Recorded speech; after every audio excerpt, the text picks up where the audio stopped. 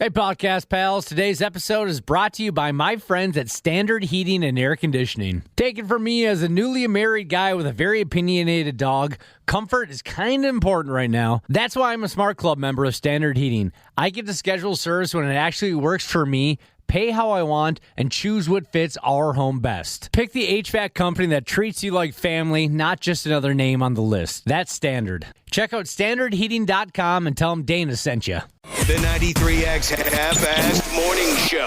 93.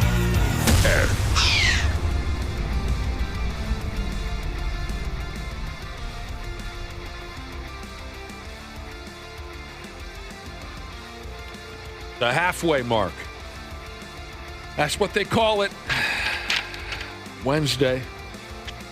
A lot of folks look at it as the peak of the hill that we climb every work week, and then it's all downhill from here. That's how I look at it. Supposedly. Right. Welcome to the 93X Half-Assed Morning Show. You're looking good over there, Cubby. I am. Wow. Thank you very much. Yeah, you don't look nearly as bad as others have been making you out to be. Yeah, I've noticed that people usually say some pretty horrible things. I've been called a cuck before. I don't know if you've noticed that. What? It's become kind of a thing. Weird.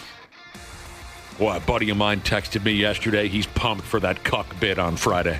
Has this spilled over into your personal life now too, Josh, with friends and family away from just the three of us getting into it with you? It has for me. Has it? It has for me. Yes, Dana, it has. I have become the cuck king. Are you starting to After worry? laughing at one joke. Are you starting to worry that this is going to be something you're not going to be able to shake? No, I don't think so. Okay. I'll do something else stupid. Okay, yeah. And move on to that. It's spilling over into my personal life. Dumped a big text message out to some of my loser pals yesterday, asking if any of them want to board the booze cruise Friday with me, right? Who wants to go, kind of a thing. Sent out a message to 5-6 different guys. We'll see who joins and who punks out, but one of my bros, House, who Josh knows very well, I asked House if he wanted to go, and he said, I always appreciate the invite, but I can't make it. But tell the cuck lord to cuck off and go cuck himself in a cuck-nado. So everyone's talking about it. I told you, the papers are doing an article on this. We're only a couple days away now from the booze cruise. Today we promise... well, I guess I can't promise. I'd like to promise that we'll be dumping some passes out on our listeners today live on the radio. We completely friggin' forgot about it yesterday. We had all this company. We had Janelle and C. We just forgot. The podcast people, they got theirs. We just friggin' forgot to do them live yesterday. I certainly think we can get around to it today. We're not going to forget. It just depends on if we get the proper information in front of us, because we still want to keep throwing fools on this boat all the way up until the bitter end of the week. We're supposed to have a ton to give away. It's just we got to get the keyword, which has not yet happened. We got to get someone in the promotions department to wake up and give us a telephone call. So here you go, the halfway mark of the week. And it's going to be a hell of a day today. Check this out right here for starters. We had a lot of laughs talking about the new Final Destination movie. When it first cut loose, a month ago, something like that? I loved the trailer that I saw on television, and we were going back and forth quite a bit on the new Final Destination movie. It looked like loads of fun. Smashley and her unborn child went to see it yesterday. It was great. I'm glad you liked it. I've Yeah, heard I it's loved awesome. it. I've heard it's probably one of the better ones of all the entire series. Would you agree with that? Because you've seen most of them, haven't you? Yeah, it's been a while since I've seen the other ones. I'm not sure if I would still find the same amount of joy in them. I imagine I would if I found joy in this one. But yeah, it was great. I definitely recommend it, especially if you've seen, even if you haven't seen the other ones. It's just the same style, and it's to a point where it's almost a comedy. Oh, I'm sure they're in on it. Oh, that's Because what the other ones Yeah, they know. made me freaked me out. I don't remember really thinking they were that funny. I thought they were always meant to be funny. I Maybe thought so, it's too. because I watched them when I was younger, when you were a little so I kid. thought, this is gonna happen. Well, I haven't seen any of them since the first one, and maybe a little bit of the second one. So I was going to ask you, I saw an extended scene from the new one, and where they're setting you up, and you're like, oh, this is going to happen, and then that, and then it was very creative how everything you thought was going to happen didn't. Yep. And people were killed in a way that would be almost impossible to predict. Have all of them been that way? Or Yes. Oh, they have. Okay, I just Yeah. didn't remember from the first one. I thought that was very clever. They like to tease you, and then at the end of whatever death it is, they're like, "Ha! You didn't see that one coming." They pull the rug out under you. That's the gimmick. I thought they were always meant to be funny. You make a good point. When those movies first hit the scene, you were a little kid. And, when you're a little kid, a roller coaster coming off its hinges and beheading a dozen teenage kids probably isn't all that funny to you. No. But when you're 27, you go, Especially because at that time there was a theme park that I would visit often, and they would have issues with their roller coasters. Has anyone ever driven behind a log truck Yes. since? I always get out of the way Since the movie came Since out? most No. people are going to move at that point. every single time, which I guess maybe that's a good thing because I actually pay attention to like what the truck or whatever it is has in front of me, what they've got in the back of their bed. You pay attention to the load. Yeah, like I didn't want to say Because of the movie? yeah, like even yesterday there was somebody in front of me and I thought, oh, that doesn't look very secure. I'm going to get out of the way. Now, I don't see a lot of logging trucks on my way to and from work. Nah. But if I saw one, I would move around it one way or the other. I and a few listeners are texting in because they found it unique that you discussed whether or not you found joy. The way you put that, I don't know if I've ever heard that before. What did you say? Something about you didn't know if you would find joy from these movies? I The way think so. finding joy. That's what we're all trying to find, Cubby. Yeah. It can be elusive, this joy of yours. I'll find some joy, like my name was Christian Hosoi. I bet a lot of you didn't think I could go that route. Oh, I wasn't thinking you were going to do that one. 547. Dude's already made a reference to Christian Hosoi.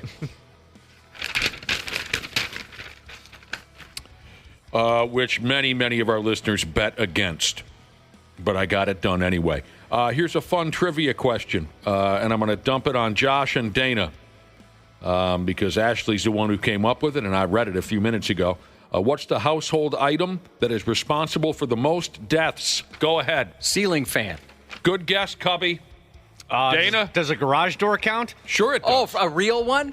I thought you were talking about the joking ones. The real one was the stairs. Joking one? I thought you were joking because there's a whole list of ones that are supposed to be funny from movies. The correct answer is you said it. Stairs. Stairs. Yeah. What was your guess, Dana? Garage door. Garage door is a good guess, too. Garage doors scare the hell out of me. Mm-hmm. I mean, the idea of fixing one. Right, I've heard the horror stories about the spring coming off and it lodges in your aorta and you die in front of your family. I had to lube my door the other day, and I kept thinking about that. Oh, if this spring comes off, I'm dead. You had to lube your door? Yeah, squeaking pretty bad. So and I was on a ladder, and I was a little too close to that tension spring, and I thought, in the movies, this is how people die. Did you put the safety goggles on? No, I don't have Because they're not going to do you any good. No, I wouldn't think so. Yeah, Not in they're that not situation. going to do you any good. Other than drive hard plastic into my eyeball if that thing explodes. Right. Yeah, the stairs will kill you dead before anything else in the house. Yeah, I've definitely had those moments. Have you gone down a flight of stairs? Oh yeah, actually, when I have wooden stairs, I have all wood floors in my house, and when I found out I was pregnant, I think it took about a month for my fiance to put those little pieces of carpet that you can put on top of the stairs because he thought, no, you're gonna kill yourself. I mean, I don't know if that's going to save you, those little pieces of carpet when you fall down the stairs. I almost tripped on one the other day. It'll make a difference in certain situations. Anybody watch The Staircase on HBO? Yeah, that was messed up. Never saw it. Sounds familiar. How about Never that even heard of it. How about that kitchen scene, Josh? You know the one I'm talking about? Oh, I think everyone knows that scene. Just Didn't see that one coming. no, just a rim job out of nowhere. Yep. Just a salad tossing that came out of nowhere. Got done watching a movie and tossed some salad in the kitchen. Yeah, I don't know what happened in that scene, but yeah, it was based on a true story. What in God's name did I miss here? Yeah, I think I blocked that out. You must have missed that, Ashley, because that was tough. That one was. You're wondering what the hell is going on here. It's based on a true story of some poor lady who dies falling down the stairs, and they're trying to figure out, did the husband push her? Did she slip? There was another, I don't want to ruin it, there's another theory in there that's The pretty owl? bizarre. Okay, you ruined it. Yeah, an owl might have had something to do with it. Well, That's funny. it was fun. So HBO made kind of like a recreation of it, like a I don't know, what'd you call that? Parody. No, it's not a parody. But they made they had actors portraying what happened in this thing, and then they also made a documentary. The documentary didn't touch on the rim job, but the kind of fictionalized version, they included that for some reason, and I've always kind of wondered what the thought process was there. I did. I watched both as well. Mm-hmm. It's an interesting story. Very strange family. Sad case. But yeah, there's a scene where the lady's just standing doing something in the kitchen, and the guy comes up from behind her, and they have analingus just out of nowhere. No setup, no nothing. Usually there's, well, maybe not. I was going to say usually there's a conversation beforehand, but Yeah. but not all the time. Or somebody puts the move on, so like there's some kissing and something that kind of says, Some foreplay. right. There was none. I don't know. Just went for it. Sometimes they're sudden, I guess. Just so you know, Cubby, they can be sudden. Yeah, I've never experienced it, so if it did happen, it would be sudden because I'd want an opportunity to say no thanks. Ah. So I mentioned I lubed up my garage door. A lot of people are wondering if I meant my back door. No, I meant my garage door. And Right. Insomniac Jesus said, "Well, aren't you a handyman?" I just sprayed some stuff on. Yeah, he had the extra lube laying around. Well, so what is this? Is this true? A few people texted in, Josh, to say that your mother also has hardwood floors. Oh, come on now. Let's see. What were I you doubt saying? it. She was born in the 50s. I doubt it. This list, what are these are supposedly funny ways to die at your house? Well, What is yeah, it's this? like from a movie, in a horror movie. Oh, so these are items that have killed folks in a horror movie? These are items that would probably kill somebody Would in a horror prob- movie. Like it's very, I guess, likely. Okay. Well, I thought, didn't we have this conversation a couple weeks ago? I don't remember. Something similar. All right. Ceiling fan. Why are the ceiling fans so powerful in horror movies? I've got my head hit by one once, and it wasn't really that bad. It's kind of like a bunk. Yeah, it smarts a little bit, and that's it. Well, yeah, in the movies, the ceiling fan can support the weight of a adult human being. Right. And sometimes they hang from it and spin in a circle, sure. Maybe those big-ass fans, or an industrial fan, that could probably do some damage. Oh, yeah. You know what else is trying to kill you dead? It's not just your stairway and your ceiling fan. And this is a tough one because how can you defend yourself? How can you take any precaution against this? You can't. I got it right here in front of me. This is something else that's trying to kill us dead. Our dreams! Scary, isn't it? Your dreams. doesn't surprise me. You know, Josh, in my dreams, it's still the same. Our love is strong, and you still remain. What band? Dawkin. What song? In my dreams. What album? Under Lock and Key. What year? 1985. Our dreams are looking to kill us dead, and it has nothing to do with that jag-off of Fred Krueger. Don't even start with that. Who here has a lot of nightmares? I usually have a real keeper. I don't know, once every 3-4 months or something, I'll have a real deal nightmare. I've never had an actual nightmare. It's more like stress dreams, and it very infrequently. I almost never remember dreams. That's friggin' fascinating Either to me. weird or stress dreams. Let me get back to that. Ashley, you said you have a lot of nightmares. Yes, I do. I guess at least like 2 or 3 a week. 2 or 3 a week, a nightmare where you, God help us, what was that? Oh, God. Or wake up crying, yeah. Really? Yeah, I think a huge part of it, though, recently is just the hormones. Okay, so this isn't a regular thing for you, your whole life. I guess I probably averaged 1 a week when I was...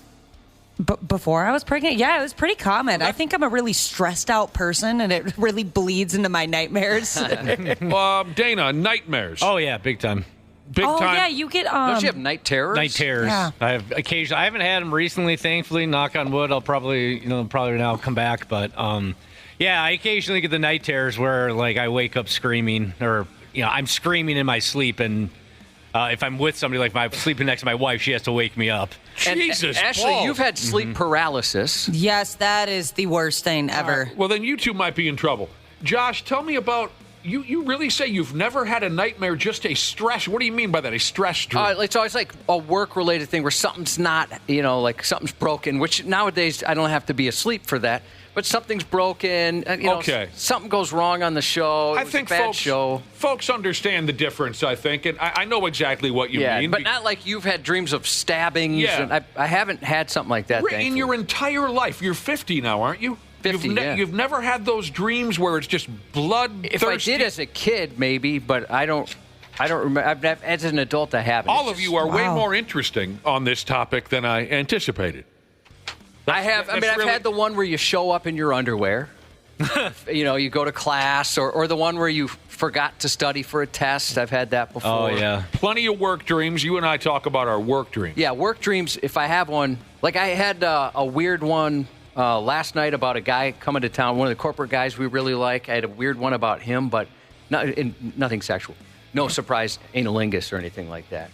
But outside of that, I almost never remember my dreams. Wow, I have at least 3 or 4 that are just permanently ingrained in my brain because of how much they messed me up. There's only 2 that I remember, and one I've discussed many times on the show.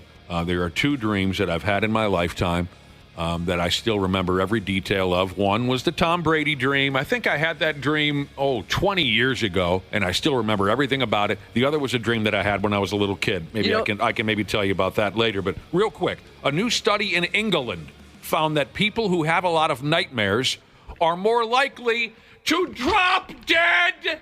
Oh, wonderful. Sweet. What were you saying, Cubby? The dream that a young man will have that's significant to a young man? Sure. I remember that one. What do you mean? I remember the dream I was having the first time that ever happened. First time you had a wet dream. Yeah, I remember it. And it was very odd. Tell us about it. I'm a little scared, too, because it was weird. I was in a circus tent. Oh, yeah. And one of the guys that was running this thing had a hot wife. Yeah. And I remember a feeling, a tingling, and it just kept growing and growing like Pinocchio when he tells a lie. And that was my dream, and I woke up You and dreamed. By the way, was the hot wife you mentioned, right? Yeah. Was her husband like a big Italian guy? He was. And I've had that exact same dream. Are you serious? Yeah, You're her husband was a big Italian guy. Yeah, was she very tall? Yeah. I've had the exact. I'm kidding. I was going to say this. I believed you. The look on your face was very believable. I'm a great actor. So you're in your dream, your penis was growing like Pinocchio's nose. Yeah, it just wouldn't stop. And then when you woke up, you had messed yourself. That's correct.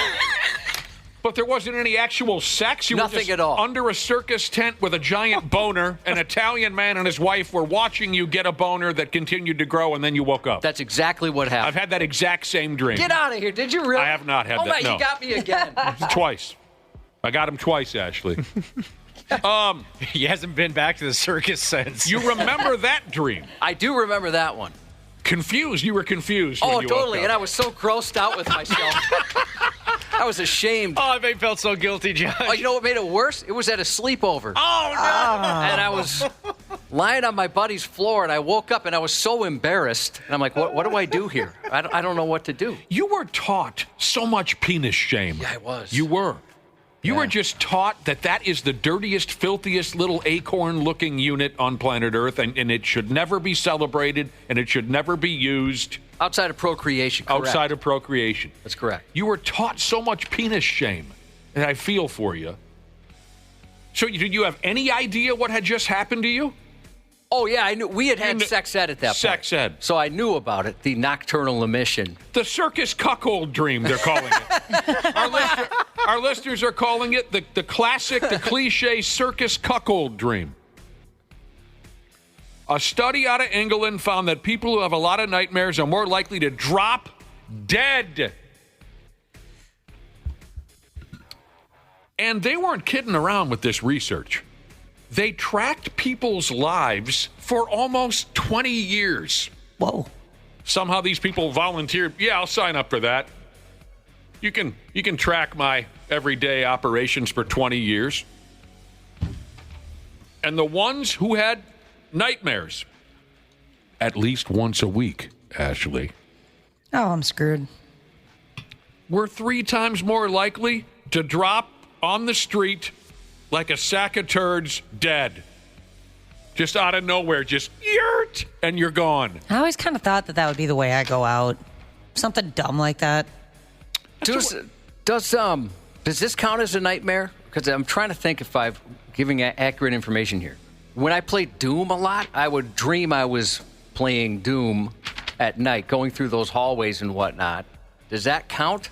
I have no idea. I think it's probably a little different. It's just because it was the same thing with Guitar Hero. I fell asleep to colored dots, approaching. Here's the thing. Your real life plays into... You're the type where your real life worries and stresses play into your dreams. I'll get there in a minute because you said it just a few minutes ago. You have work stress dreams. You worry a lot about this sideways operation that we have going on here, and so it plays into your dreams. You have a thing about Italian men and their wives. Apparently so. That work for the circus. It played into your dreams. And then the last one you said, you played I think everyone's had that deal where you play a video game or watch a movie, and then that night you dream of that experience. That's very common. Mm-hmm. It is still really interesting to me that you've never had that out of nowhere, bizarro, horrible nightmare. Yeah. When you finally have one, you're going to go, dude, what the hell was it? Yeah, I've never had one where I was scared. It was more stressed. And people are bringing this up. We've talked about this before. My sister-in-law had talked about when she was quitting smoking, she took one of those quitting smoking drugs, and the dreams were out of control. And I brought it up, and we got so many texts saying, you wouldn't believe it. Yeah. You wouldn't believe nightmares. I shouldn't say just dreams. Right. Like terrible, terrible nightmares. I've heard the stories. You dream that you're just soaked in the blood of your victims, and you're touching yourself, and you're killing everyone in town. I've heard of those. That's why I'm surprised that you've never had a nightmare, Josh, because some of the worst nightmares I've ever had, it's been because I've been on medication for something. And I know that you've taken medication for your epilepsy for years. So that surprises me that you haven't had any adverse side effects like medication that. dreams. Maybe it does the other thing. It goes the other way. I don't know. Medication time, gentlemen. Medication time. Ashley, the clock is ticking on you. 3 times more likely just to up and die if you have a lot of nightmares. That's a lot. They say here, having lots of nightmares makes you age faster. Oh, great. So before they kill you, Ashley, you're just a wrinkled old rosin bag. That's what comes first, the wrinkles, they say. If you have a lot of nightmares, you age faster. Next thing you know, you're just a nut bag, just a wrinkled old nut bag. And then one day you'll be walking down the street and that'll be it. I'm going to be honest. I thought people had nightmares a lot more. I thought everyone was like me. Like I said, once every few months I'll have a keeper. This person said they had a dream. They dove down 20-some feet into a pool, ran out of air, and they woke up gasping. Oh, no. Oh, man. This wasn't a scary dream necessarily, but it was a very sad dream I had one time. It was a couple of years after we had to put my childhood dog down, and I had a dream that I stopped by my parents' house, and they said, hey, go up to your old bedroom. We have a surprise for you. And I went up there, and there was my dog, just happy and alive and wagging his tail and excited to see me. And then I wake up, I'm like, because, that initial moment you wake up, and you haven't quite fully realized that you were dreaming. Right. I'm thinking, oh, my dog's alive. This is wonderful. No, it's just a dream. I've had that. I don't remember the details, but I've had that before where it was such a wonderful dream. You wake up and go, son of a bitch. Yeah. Uh-huh. This is real life. That was the life I want to be I leading. know. I want to be hanging out with Cody. I've definitely had dreams That's like kind of that. strange. Have you guys ever been able to lucid dream?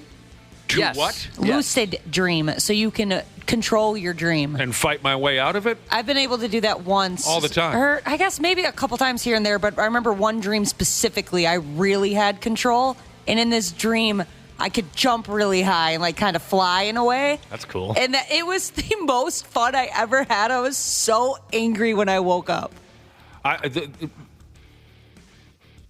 When you have a great dream and you wake up, I don't care how old you get, it still sucks. You know what I mean? Mm-hmm. Yeah, when you realize that that's not really what was going on. And you want to try to go back to sleep to try to like keep the dream going. Oh, yeah, I've done that. You think somehow if you close your eyes, I can start it all over again. It never works. No. Ashley, lucid dreams. Okay, I can't say that I was in the middle of a dream and I was able to control the plot of the dream at all, but almost every time I have a nightmare, I realize it and I can fight my way out of it. I can usually wake myself up. Yeah, you kick yourself out at 2. I've had conversations in my nightmares before, like, say I'm fighting a serial killer, and I'll look at the serial killer, and I'm like, I know I'm sleeping. This is a dream. And they're like, no, it's not. And I'm like, yes, it is. Watch. And I'll close my eyes and open them, and I'm awake in my bedroom. Oh, see, I can't control the dialogue. It's so crazy. I not- love being able to do that. I'm unable to control the dialogue of my dreams, which is all right. So here's the final bit of information on how if you're a nightmare haver, a regular nightmare haver, you're going to die, and you're going to die ugly and suddenly. They say here it's because our bodies respond to the stress the same way they would in real life. When you're awake, stress slowly kills you. Well, it's the same when you're asleep. When you're asleep, you have these nightmares. Your body is stressed by the nightmare the same way it's stressed by your awake problems. And that's why you're more apt to have your arteries explode and die on the sidewalk. You understand what I'm saying? Yeah, that makes a lot of sense. Stress in real life is the same as stress in a dream, and it'll kill you. I guess I feel dumb for never thinking that the stress from the nightmares would affect me. That's not what makes you dumb. Metal grinding, deburring Jesus said when he was on the quit smoking medication, he dreamt he slaughtered his family and put their heads on spikes outside his Yeah. I've had That'll something cause like a guy that. to want to have a cigarette at that point. Well, because your dream is usually supposed to wake you up once you do something like so drastic, like kill somebody. But when you're on that kind of stuff, you stay in the dream. Do you guys ever try and analyze your dreams and wonder, why did I dream that? Maybe once in a while, sure. Yeah. Drunk Uncle Firefighter Jesus said as a kid he had night terrors with sleepwalking. That could be dangerous. Sleepwalking's a whole different animal, isn't it? I've never seen anyone do it. I had a bout of that for a while. Yeah, same here. I used to pee places I wasn't supposed to. I've done that once. Yeah, just for drunken reasons, though, actually. Oh, no. My brother had his very hot best friend over one day, sleeping over. And I guess that night I decided to sleepwalk right into the living room where they were sitting playing video games, grabbed a trash can, pulled my pants down, and started peeing in it. Right in front of your bro and his hot best friend? Yup. God, that sucked. You and Dana sound like you maybe need to seek some treatment for Yeah, I probably do. A sleep doctor. Of Jesus balls. Oh, I've talked to people. Dr. Sleep. What do they tell you? You're nuts? Yeah. Yeah. More Is or it less. medication related? Are you on medication? Medication time, gentlemen. Yeah, but it's happened pre me being on these medications. So, All right. Yeah. Yeah, I mean, I've seen a few sleepwalkers and sleep talkers in my day. And, I mean, some are funny. Some are friggin' scary. I've been told I'm a sleep talker. I mean, there's this gal that used to work in this building who would get the hell out of bed and walk around and speak in tongues, and it was friggin' frightening. I saw it once, and it was frightening. Others, like my dad, was a big sleepwalker, sleep talker. It was a riot. He'd be walking around in his underwear smoking a cigarette, and he'd be sound asleep. Smoking a cig. We'd laugh our balls off. I don't know how many cigarettes he smoked in bed while completely asleep. And it was great. And he would say ridiculous things. We loved it. So there's good and bad in that. That the gal that used to work here, woo-wee, I could not sleep. What happened was we were all like partying somewhere. I was sleeping in a guest room, and this gal walked into my room. She was sound asleep, speaking some satanic tongue. And, I mean, it was eerie as all hell. I couldn't sleep the rest of the Give me the freaking chills. night. Cubby, she just walked into my room and she said, That's terrifying. And I thought, oh, my God. No, dude, I don't know what I would do. Ah! I didn't scream, but I want to. It was just effing off the charts weird. And she was naked. Oh, If you got it, watch it. Jesus woke up in his living room screaming bees. My heart rate was at least 200. Jesus. So, real quick before we go, I've told you the Tom Brady dream before. I mentioned earlier there's only 2 nightmares. I should continue to use the word nightmares because that's what they were. They weren't just dreams. There's 2 that I remember that I'll never forget. The other was from when I was a real little kid. I was probably in 2nd grade when I had this friggin' nightmare, and I still remember it because it was so friggin' scary. In real life, that day at Widston Elementary School, I had forgotten my lunch money. And my mother, when we were kids, would always say, don't ever ask anyone for money. She looked at that as the rudest thing in the world. Can I ask some money? You know, there are some kids or even adults who are just rude. So my mom was very adamant about that. Don't you ever ask anyone for money. You're not anybody else's problem, right? So I go to school. This is real life now. This is not my nightmare. I go to school one day, and I've forgotten my lunch money, and I was stuck. I'm hungry, but I don't have any money, and I was too afraid to ask anyone, can I have... At the time, our hot lunch at my elementary school was 55 cents. I was too afraid to ask it. So I went home that day hungry. It just was it had an effect on me as a 2nd grader, whatever I was at the time. That night, I had a nightmare where I was lying in my bed and my mother comes creeping into my room. But she's not my mother. She sort of looked like my mother, but she was green and gray and like a scary character from a horror movie. And she walks into my room and she has like a pile of gold in her hands. And she looks into my eyes and she says, "Where have you gotten all of this money?" And I did, and I'll never forget it. So something about the real life lesson that she taught me to never ask for money. And then the day I went to school but I had that nightmare. And I remember waking up the next day and as my mother was, sitting in the kitchen smoking cigarettes, and I was a little afraid of her. Hey, what's up, dude? With you, huh? Stuck with me to this day. More anxiety than hair, Jesus said his wife sleep whispers. Oh, yeah. That would freak me out, too. I've He said seen she it. does all kinds of weird crap in her dreams. Seen a couple of those. No, I don't like that. That freaks me out. Does that scare you? Yeah. And if they're whispering in tongues of that combo, I wouldn't like that. I'm stressed out right now. Don't thinking be about all stressed this. out. Yeah, See, people have texted in and say, "Hey, thanks a lot. I'm going to have a nightmare now from all this talk." Oh, I 100% will have a nightmare tonight. Yep. Oh, grow up. I don't really mind them that much. You don't mind your nightmare. Well, you love that kind of Well, stuff. sometimes they're kind of interesting. Yeah. They are. I just like being able to remember my dreams. Yeah. So whether it's a nightmare or a good dream, I'm like, oh, that's pretty cool. Your mind is crazy. Yeah, I wish I could remember them more. Sometimes I'll have the feeling, like when I wake up, I'll have a feeling about something, but I don't remember what happened. I can almost never remember. It's because all of the weed you smoke, Josh. Oh, is that what it is? Yeah, that'll weed. do it. I got to slow down on the weed. Street of Dreams, Rainbow, 1983. In my opinion, Josh, one of the most beautiful rock and roll songs ever made. I like that song. Street of Dreams. I like that band. We got to get going again. We'll be back with the stupid news here in a few minutes on the Half-Assed Morning Show. The 93X Half-Assed Morning Show. Hey, podcast pals. Today's episode is brought to you by my friends at Standard Heating and Air Conditioning. Take it from me as a newly married guy with a very opinionated dog. Comfort is kind of important right now. That's why I'm a Smart Club member of Standard Heating. I get to schedule service when it actually works for me, pay how I want, and choose what fits our home best. Pick the HVAC company that treats you like family, not just another name on the list. That's Standard. Check out standardheating.com and tell them Dana sent you.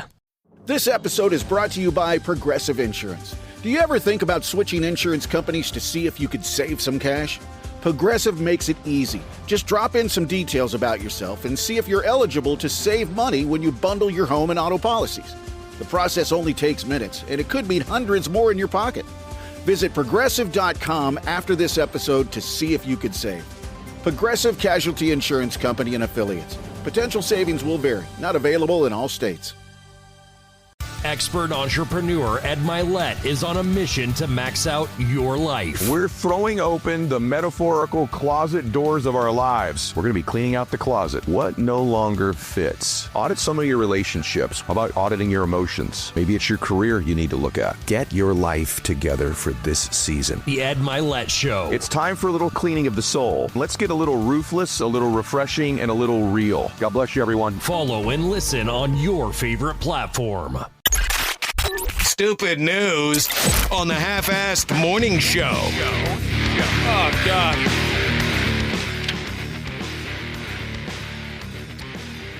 Oh, we had a fun conversation a few minutes ago about dreams. Nightmares, really. Talking about nightmares. Some group of whackbags out in England have done 20 years worth of research on this. And they say folks who have a lot of nightmares are 5-6 times more likely just to drop dead in the street in front of their families and friends.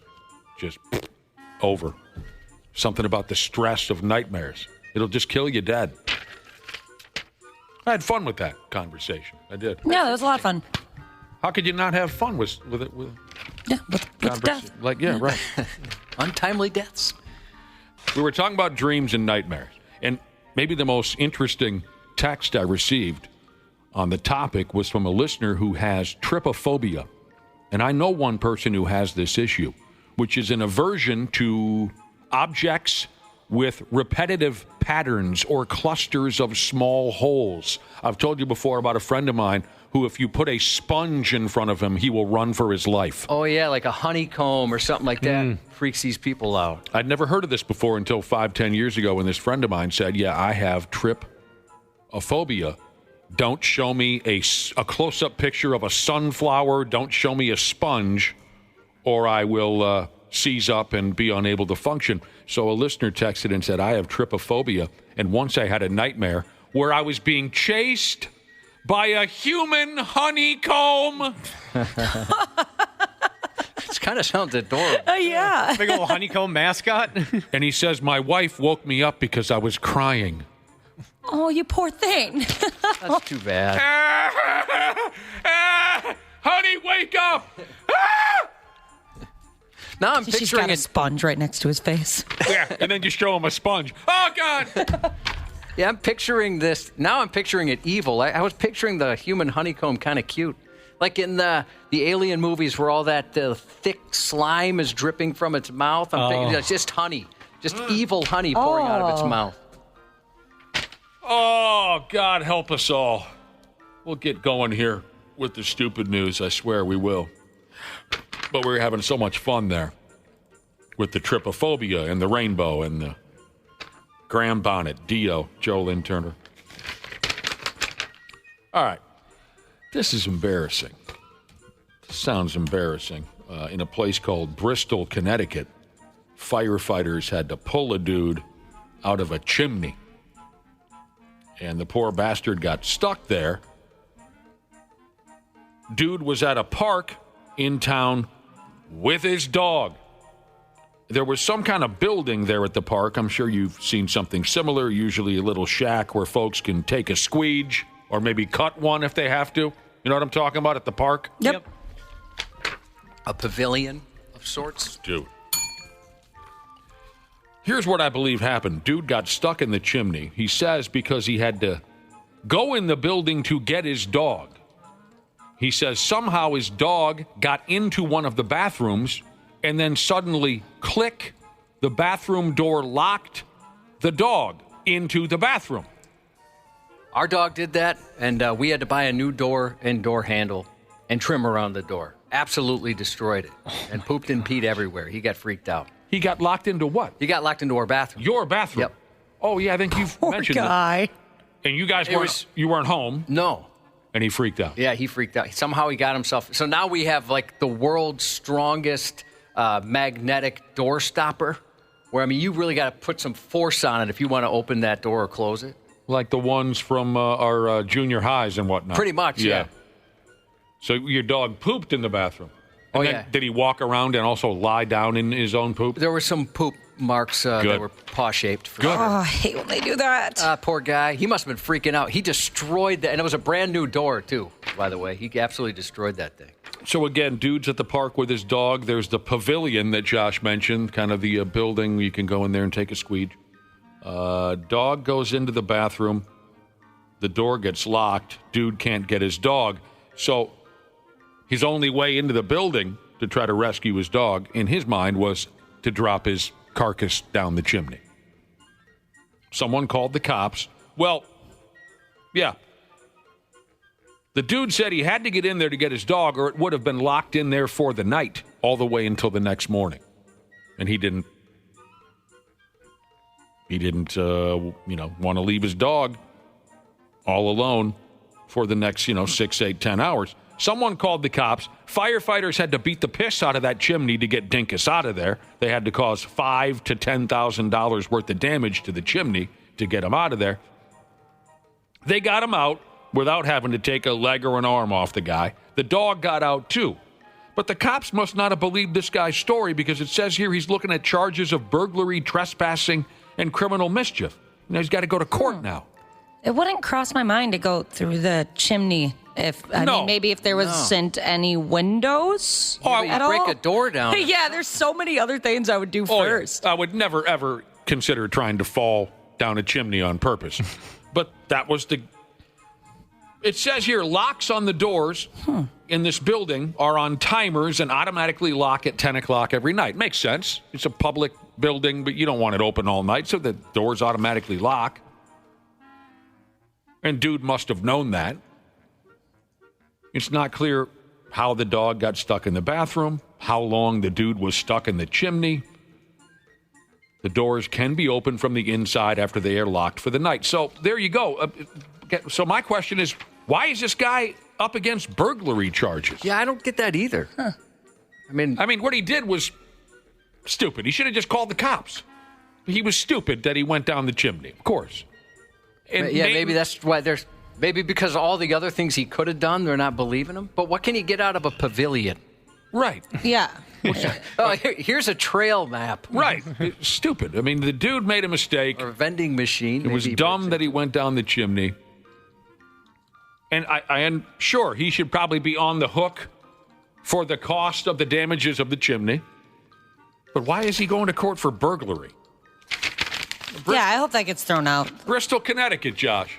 That doesn't seem fair. They're iffy, I guess, in Bristol, Connecticut. All right. What was that? Is that a guttural? Yeah, was it my throat somebody's again? throat. Gosh darn it. Your nose and throat gets a lot of Ash. I know. I've got a lot. There's a lot more going on. Something like, I think, I can't, I'm completely forgetting what they're called, but there's something in my nose where it connects to my throat and all that stuff where they get swollen, I guess. Ashley is very pregnant, and her body is making noises that no one in the room is familiar with.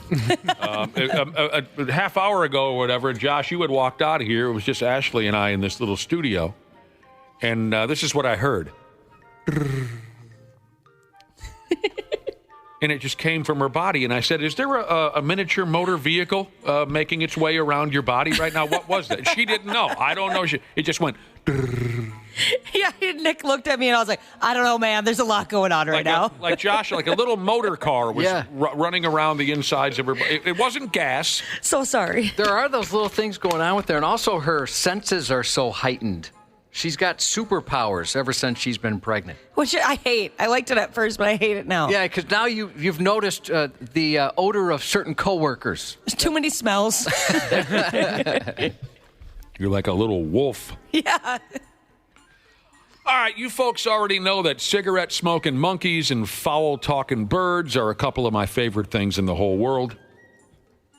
And the word is here, there's a parrot who likes to come off at the mouth up for adoption in a place called Fall River, Massachusetts. They say that this bird is loud and explicit with its language. And he's been raising too much hell over at the local animal shelter, and they can't wait to get rid of the prick. Foul-mouthed bird up for adoption. The parrot has a stupid name, Hendrix. Whoever named it must like to smoke pot and listen love to that name. It's a terrible name. What if it isn't after Jimi Hendrix? Does that make it better? Yeah. All right. Oh, really? Because I know a dog named Hendrix, and it's not named after Jimi Hendrix. There's nothing against Jimi Hendrix at all. The man was terrific at what he did. It's just, whoever named it must like to smoke pot and listen to 60s rock. And the way I see it, that's their problem. You don't need to make it the parrot's problem. But actually, the name, it's not named after Jimi Hendrix? No. What's it named for? Oh, I can't. Or they just liked the sound and didn't realize the connection? Is it named after early 80s St. Louis Cardinals outfielder Ted Hendricks? Honestly, I think it is named after someone really obscure like that, like some sports person. When I had my dachshund Ozzy, everyone was like, "Oh yeah, you named it after Ozzy Osbourne." No, I named it after former Cleveland Browns tight end Ozzie Newsome. Duh. Yeah. Oh, you work at a rock station. You named it after Ozzy. No! That's funny because I never assumed that's what you named. I never assumed it was because of Ozzy Osbourne because I know you, and I just imagined it was you just liked the name. I was like, there's no way it's after Ozzy Osbourne. Ozzie Newsome. I almost named the dog Brian because of Brian Sipe, also early 80s Cleveland Browns. Dog named Brian. I would have loved that. I know one dog named Brian. I sure do. His best friend is a baby with a football-shaped head. Mm-hmm. Anyways, Hendrix is what they call this blue and yellow macaw. That's what type of bird he is. Someone recently dumped him off at the shelter. The prior owner had this damn bird for 20 effing years. But according to the folks at the shelter, the prior owner didn't take very good care of Hendrix. They say he was being fed a diet of human cereal, white bread, sunflower seeds, and animal crackers. And I guess that's not good for a parrot. The shelter folks say that his lack of a proper diet is why he's, quote, mostly naked. No feathers on this sumbitch. But it's not his appearance that grabs your attention. Hendrix loves to cuss. Just like the rest of us. The shelter folks say if you adopt Hendrix, you're basically adopting Samuel L. Jackson. His vocabulary is not for rookies or religious folks. Hendrix will say, thank you, when you give him some snacks. That's nice. But as soon as you turn your back, he'll call you a pig or a bastard or a sumbitch or something worse. He'll tell you to shut up. I need this bird. Yeah. If you get to bother him too much, he'll just tell you to shut your effing fat yap. I wonder how long it would be funny for until it started to get a little old. It would never get old. Never, Dana. Never, ever. I would never tire of a bird that told me to go F myself. They say he'll be sweet and affectionate and then turn around and call you a terrible name. If you call him a pretty bird, he'll say thank you. That's as far as the niceties go. The rest of it is slurs, cusses, things I can't repeat on camera. The first time I heard him drop the MFR word, it was the first thing I thought of was snakes on a plane. We didn't want somebody to bring him home, and then all of a sudden he starts throwing slurs around, and you had no idea you were getting into this. See, if I were Hendrix right now, I'd say, who was that bitch? Oh, there was your deck again. Ashley's making lots of Ashley's insides are making sounds that are being heard on the radio this I don't morning. know how to get it to stop. The last I keep trying one, to swallow water, it went like but this, didn't it, Josh? It went. Yeah. Just get closer to the mic. It's fun. oh, all right. It's fun to hear your insides boiling. All right. This time I kind of barked. But the folks at the shelter say, despite his foul mouth, they say we love him. And he dances to music when we play it, so we forgive him. I'd like to see him dance. The shelter says they've already received dozens of applications for Hendrix, the curse word, parrot. And I'm not surprised by that. I'm not the only guy who wants to own a hard-drinking bird who talks like a 1970s over-the-road truck driver. No, that'd be a plus. Yeah. I would think that would create more interest in him. My friend got a divorce present bird, meaning his parents got divorced and they were trying to out-parent the other one. Yeah. So he picks a favorite. And it was like, he told me the bird was like $2,000. It was a crazy expensive bird. And so we all thought the same thing, like, oh my gosh, we are going to teach this thing every swear word out there. And he sucked. He couldn't speak. He was supposed to be able to. My friend thought maybe one time the bird said the S word, but we never got to confirm that. He just didn't want to learn. He was very vocal, but yeah, he never learned any cuss words. It's very disappointing. So he chose his mom after that. Dad screwed up. Should have got a better bird. It says here Hendricks might even be going off to his, as they say in the business, his forever home. He might even be going there by this damn weekend. If I owned a parrot who knew how to cuss, I'd name him Dice. Yeah, it'd be a great one. You know who ends up adopting this Blaze. bird? I'm sorry? Oh, well, whoever ends up adopting this bird is going to try to make him into some social media star, posting videos and TikToks of the bird swearing. Yeah. Which it would be funny to see, but also I feel like Hendricks wouldn't like that. I don't know. The fact that he's like into slurs, I would be worried about having people over at my house. They would think that I taught him to be this way. Oh, yeah. No. It wasn't me. He came this way. It's how he's programmed. Autoglass Jesus had an African gray parrot named Gracie. She knew so many curse words, she could perfectly mimic the sound of their home phone at the time as well. That's cool. Sounds like fun. Josh, did you see Bad Timing Jesus' imitation of a foul-mouthed parrot? Oh, yeah. Is that from a movie? I don't know. Want me to try it? Yeah. Polly want a butt plug? Butt plug? That's bad timing. That's me doing my best imitation of how I perceive Bad Timing Jesus wanted me to. You see what I'm saying? I just Googled that. Polly want a butt plug just to see if it was from a movie. But I don't see it from a movie, but I do see an article from the Washington City paper called What Happens If You Fart with a Butt Plug. Oh, well, what? Enlighten us. Yeah. I just have the headline so far. All right. I think it just becomes a burp. Yeah, somebody here says that the force of gas would either dislodge it and send it across the room, or you're just going to be blocked up. New Olympic event. I look forward to our company checking our history here on the internet, see what we're looking up. What are you doing? I just looked up Polly want a butt plug. Oh, you did? Yeah, there's all kinds of butt plug related articles. Polly want a butt plug. Oh, God, look at the time already. All right, again, with the selfies gone wrong. And again, with the selfies gone wrong at one of those silly museums. Last week, we told you about some fat ass broke a 3,000-year-old chair at a museum because he wanted a selfie while a-settin' in it. He sat his carcass down in the chair gave way, and then the guy ran like hell. This time around, a tourist in a place called Italy. A tourist went into an art gallery type of a joint. He was posing for a selfie in front of an old painting. He got all kitty-wampus. He lost his balance. He fell into the painting, and he tore a hole in the damn thing. And then I believe everybody kicked his ass. How terrible would you feel? Yeah. To something like that. Oh. And then they beat his ass. Unmerciful. I'd never go to a museum again. It says here the damage is minor, but the folks who run the museum are still pissed.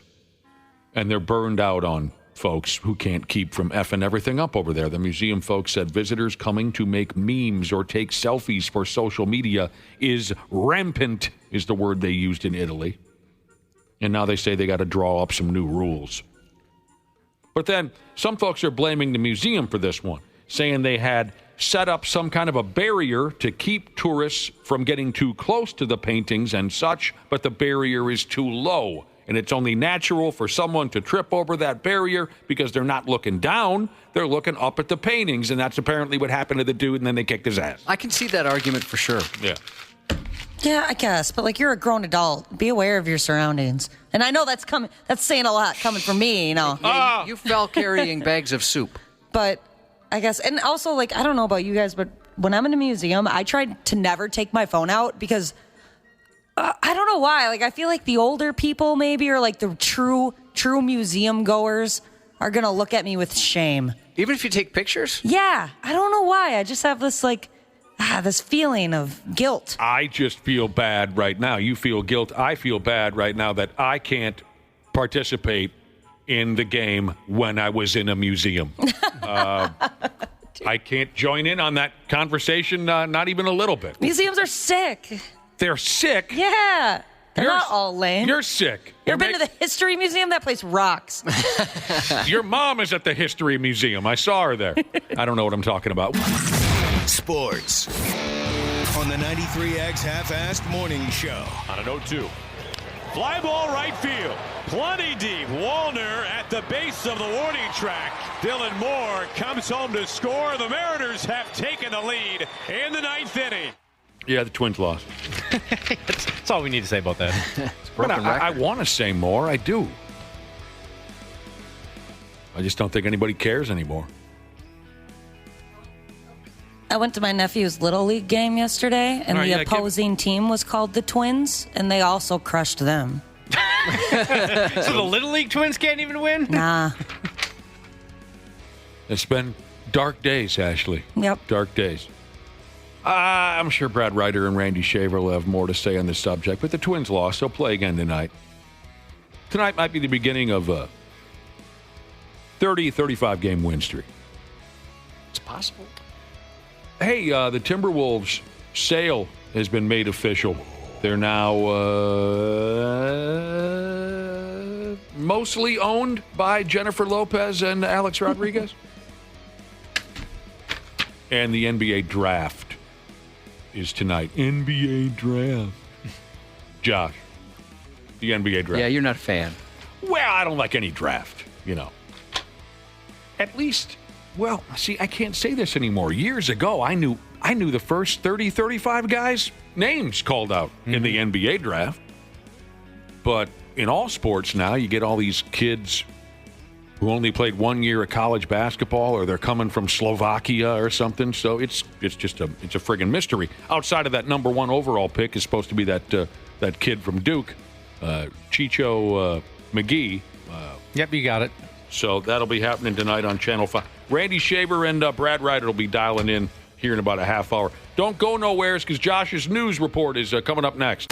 93X Half-Assed Morning Show. Hey, podcast pals. Today's episode is brought to you by my friends at Standard Heating and Air Conditioning. Take it from me, as a newly married guy with a very opinionated dog, comfort is kind of important right now. That's why I'm a Smart Club member of Standard Heating. I get to schedule service when it actually works for me, pay how I want, and choose what fits our home best. Pick the HVAC company that treats you like family, not just another name on the list. That's Standard. Check out standardheating.com and tell them Dana sent you. This episode is brought to you by Progressive Insurance. Fiscally responsible, financial geniuses, monetary magicians. These are things people say about drivers who switch their car insurance to Progressive and save hundreds. Because Progressive offers discounts for paying in full, owning a home, and more. Plus, you can count on their great customer service to help you when you need it, so your dollar goes a long way. Visit Progressive.com to see if you could save on car insurance. Progressive Casualty Insurance Company and Affiliates. Potential savings will vary. Not available in all states or situations. I am Michael Rosenbaum. I am Tom Welling. Welcome to Talkville, where it's fun to talk about Smallville. We're going to be talking to sometimes guest stars. Are you liking the direction Lois is going in? Yeah, because I'm getting more screen time. It's good. But mostly it's just me and Tom remembering. I think we all feel like there was a scene missing here. You got me, Tom. Let's revisit it. Let's look at it. See what we remember. See what we remember. I had never been around anything like that before. I mean, it was so fun. Talkville. Talkville. I just had a flashback. Follow and listen on your favorite platform. Let's get into it. Half-Assed Morning Show. Please stop masturbating. On 93X. It makes you wonder, really, who can you really trust? I think that he should be held accountable just like any other citizen. Some sad news. It appears maybe we can't trust politicians. In the small Mississippi River town of St. Mary, Missouri, police say 42-year-old Adam Bequette stole an $18,000 skid steer from a dead man. What makes this even weirder is he just so happens to be the town's mayor. The machine's owner passed away in March. When his adult children came to pick it up, the skid steer was gone. They filed a report setting off an investigation which would soon bulldoze its way through City Hall. Police say city workers told them Bequette had stolen the skid steer. skid steer. He claimed it was blocking access to utilities, so he needed to get out of the way. He also insisted that he contacted the family first, but investigators couldn't find any proof of that. Eventually, it turned up inside the city facility and was returned to the family, and now Bequet's facing felony charges for theft and tampering. Bequet used to be quite the cop, right up until the Missouri AG filed a complaint last September for 2 domestic violence reports. He never responded to those, so he lost his license by default as well as his badge. He's next due in court July 16th. Stole a skid steer from a dead guy? Yeah. Well, dead guys don't put up too much of a fight. Nah, the family does, though. They do? Yeah, they want that $18,000 piece of awesome equipment back. $18,000? Whoa. I can get you a skid steer for cheaper than that. A stolen one? Sure. I need to figure out what a skid steer is. Well, you can Google that. Yeah. You want a big toe? I'll get you a big toe by noon. It's about to get harder to find a double-ended rubber fist dildo combo in Minneapolis' largest city. Minnesota's largest city, Minneapolis is losing one of its horniest landmarks as the end of Sex World is coming. Is that right? No. The iconic adult emporium, which first opens its doors in 1993, will close for good this Sunday. In recent months, it's been tough keeping stock on the shelves and customers coming back. The purveyor of vibrating butt plugs posted on Facebook Monday. For regulars who swung by for late-night cigarettes or sex-focused fun, the writing's been on the wall, the post read. From the early dollhouse peep shows to the giant saddled golden dong, which once greeted visitors, Sex World's been a beacon of naughtiness in the heart of Minneapolis for over 30 years. Yeah, we've had a lot of laughs over there. Yeah, it's too bad. As one social media user put it, R.I.P., no more 3 a.m. dildos for the masses. Well, that's a damn shame. Sex World will be missed. Yeah. Well, I'm kind of speechless on this because it was a fun joint. Well, I remember I was just old enough to go when it opened. I had just turned 18, and that was my senior year of high school, so we went there, and deja vu. Yeah, I got thrown out of there once, Sex World. How'd you do that? Well, it wasn't me. It was a guy I was with. Mm-hmm. It was back when they had the peep shows. And my pal, who had too many beers in him, he said something cute to the peep show gal, and she said, "Get the F out of here." So they threw us out. And I don't blame them because we were loaded. Well, I feel terrible, Josh. I do. Yeah, it is sad when stuff like that goes away.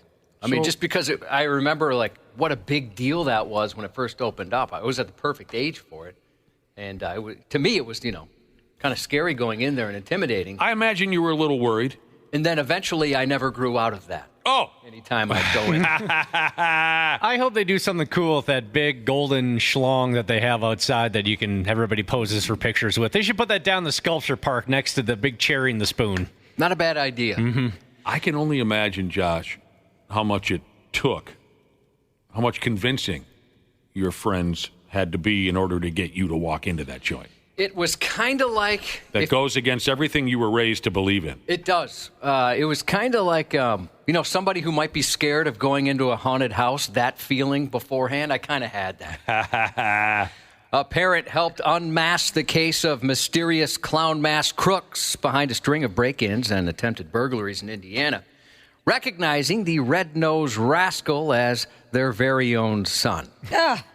Stupid kid. 2 residents reported their vehicles had been broken into on June 19th. The thief, caught on camera wearing a clown-like mask, stole cash, a laptop, and designer handbags, but left the mask behind. Actually, there was a few masks, which is why at first they thought there might be a few clowns running around. He just likes to change it up. He does.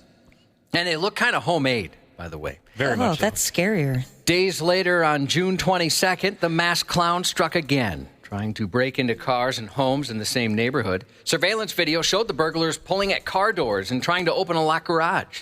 One homeowner found 2 window screens removed overnight, another failed attempt. The sheriff's office said the burglar didn't manage to get into anything.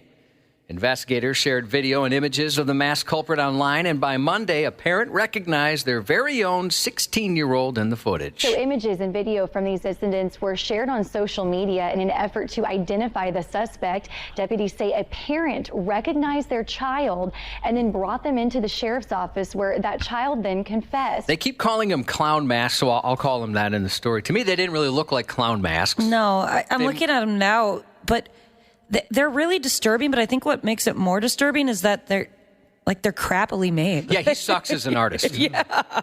He's not going to go. Maybe that's why he has to go into crime, because he's definitely not going to make any money with anything artistic. They almost look like he was trying to make a crow mask or something scary, not really a clown, but again, they kept calling it that. We're grateful to the parent who showed courage and integrity by doing the right thing, even in a tough situation, the sheriff said.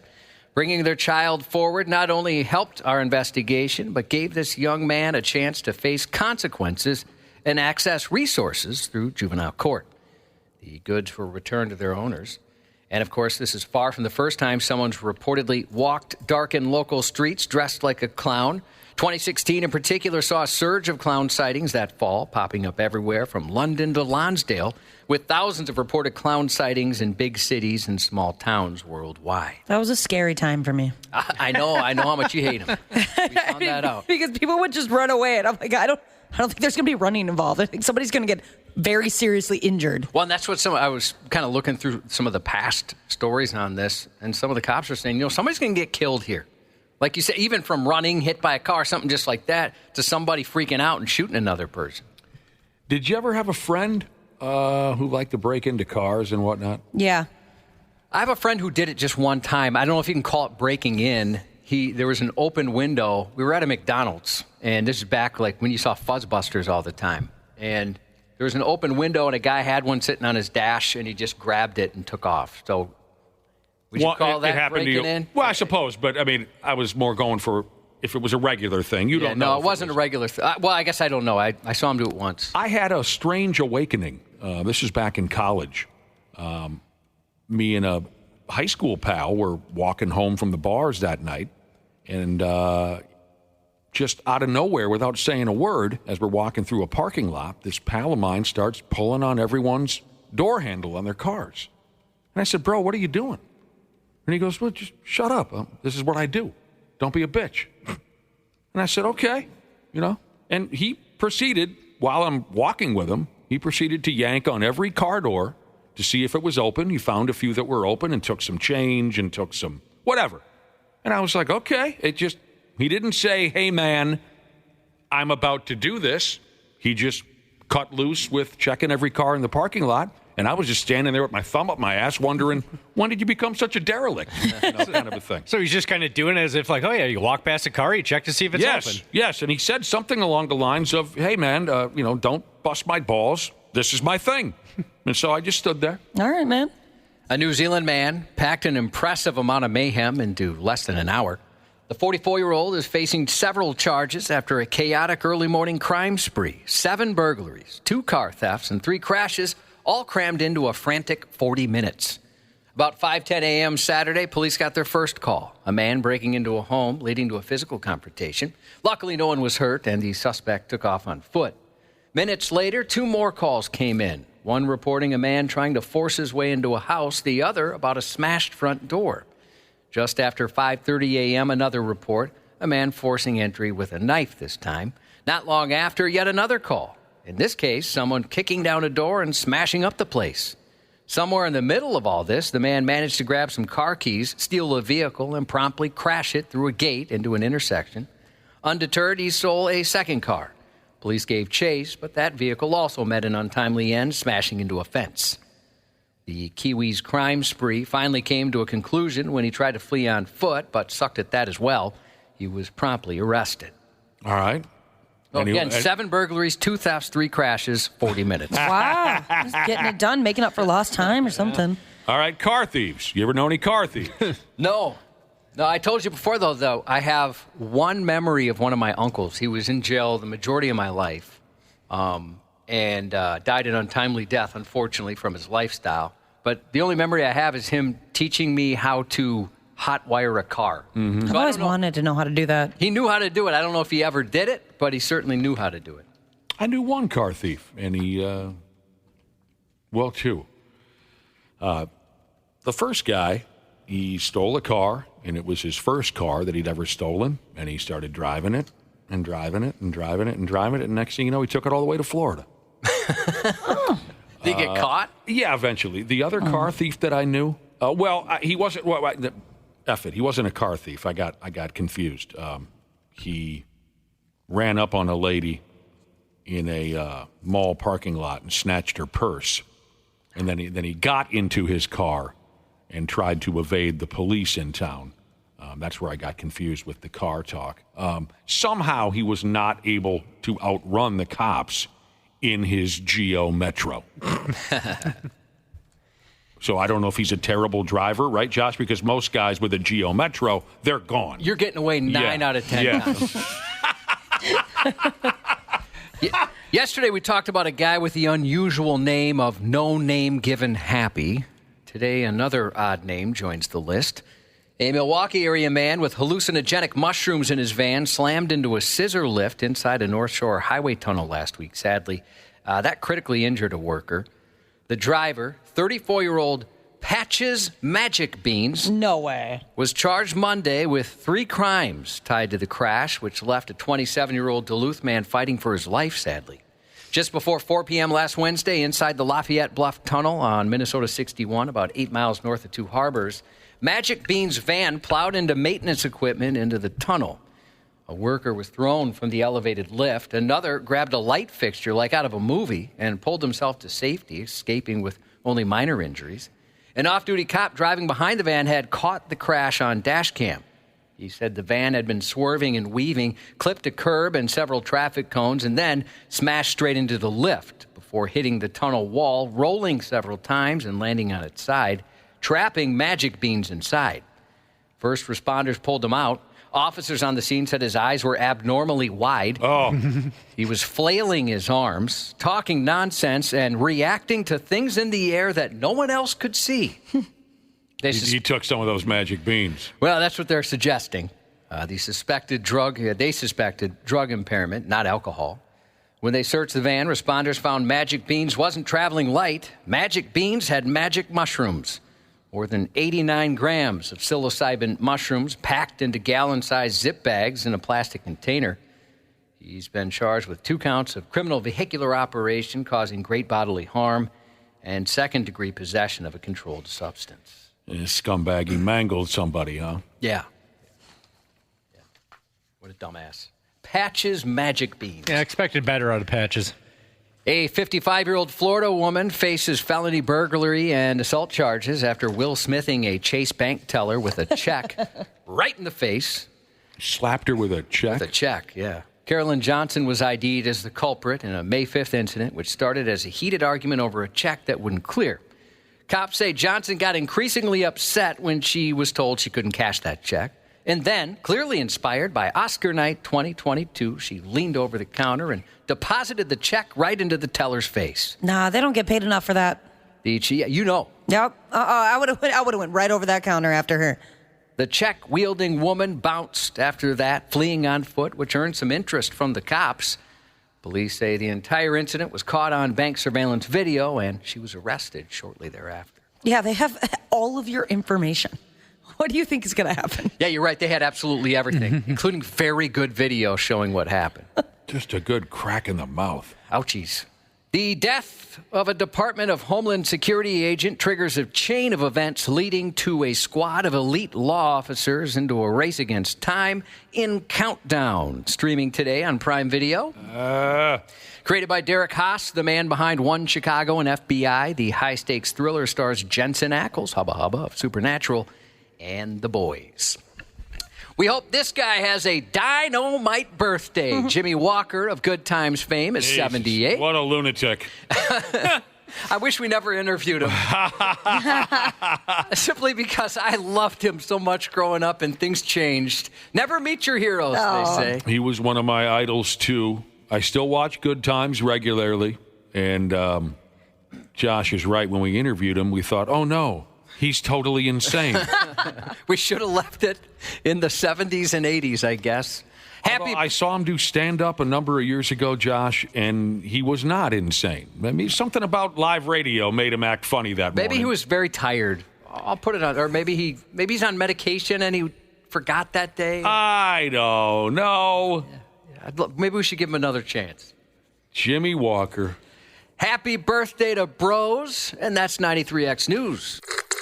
Right now in the Luther Bloomington Kia text line, text the word RUM, R-U-M, to 651-989-9393 for a chance to win a 4-pack of tickets to the 93X Hams Booze Cruise this Friday on Stillwater Riverboats. Prize provided by Warner's Dock and Red Wing Shoes. This contest keyword is good through Thursday, June 26th at 11:59 p.m. Randy Shaver. There's always something new with him. He's an embarrassment to himself. This guy's he comes around this community, he thinks he runs in here. On the Half-Assed Morning Show. It started with Clay, Sam, and Mark for believing in me enough to bring me here in the first place. Because without them, I'm never even here. All right, let me lock in.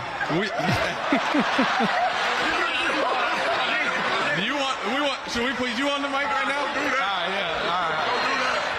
right, yeah. Oklahoma City Thunder had their victory parade yesterday, and Chet Holmgren.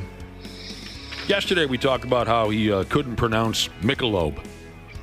He was trying to say Michelob beer. Instead, he said Michelob. But for now, I got my Michelob Ultra joints. Right. And these work more than fine. Michelob, he said. And, this didn't dawn on me in the moment, Josh, but a listener texted yesterday when we were talking about Chet Holmgren's inability to pronounce Michelob. A listener texted and said, that's all young people these days. They don't drink beer anymore. They drink seltzers and they smoke grass. Yeah, I wonder. You know That's not a bad point. When we were kids, it was all about beer drinking. Now they're all into the fruity seltzers, and they smoke a lot of laced marijuana. Holmgren yesterday at the parade, they had to take the championship trophy away from him and pull him away from the microphone because he was too hammered. I love that. He sure seemed to be. You should be too hammered. Yes. Let's welcome Randy Shaver and Brad Ryder into our nightmare. Good morning, boys. Good morning. Good morning. That brings me back to Brian Dozier. I love him so much. Oh, man, was Dozier funny when the Washington Nationals won the World Series. How many years ago was that now? 6-8 years ago? I don't know. Yeah. And he was a straight-laced guy. Straighter than a Grizzlies D, Brian Dozier. That was something we learned about him before we had him as a regular guest on this show. Whoever was running things for the Twins said, Brian's happy to join your show, but just so you know, he's not going to go along with any butt plug jokes or whatever you guys got cooking over there. Brian's that's on him, damn it. That's what we said. We said, well, that's his problem, and he's going to have to get over it. Brian, very straight-laced guy. When the Nationals won the World Series and they had their victory parade, there he is with no shirt on, drunk off his ass, and he keeps kind of, if I remember right, he keeps kind of dancing his way up to the microphone, and then he'd make a little cute comment and then dance back to the back of the crowd.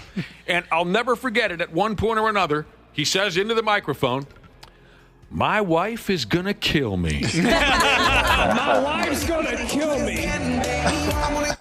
And he's right. That's so good. Because she hadn't seen him for 2-3 days after they won the World Series. It's not a total bender. That dude was a great ball player. He really was. He had some great A little years. alcohol usually brings out a lot of honesty, and so in that case, obviously it did. I'm watching the video and I completely forgot. He tried to pick up the guy with the mic. He tries to lift him. Pick up, and he wasn't the biggest guy in the world. No, and he doesn't move him at all. No.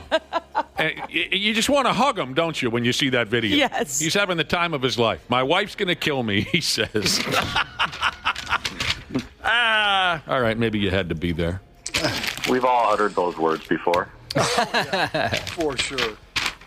We're welcoming how did I say that? I said, let's welcome Randy and Brad into our nightmare. You want to get involved in a conversation we were having earlier, Randy and Brad? We read this morning. 20 years of research behind this. 20 years. Well, first, before I tell you, Randy or Brad, do either one of you have a lot of nightmares? Not dreams, nightmares. Not really. I wouldn't say a lot, but occasionally. I don't know, maybe once every 2 to 3 weeks. Oh, okay. once every 2 to 3 weeks. Wow. For me, once every few months, I'll have some kind of a bizarre, sideways, evil, violent nightmare.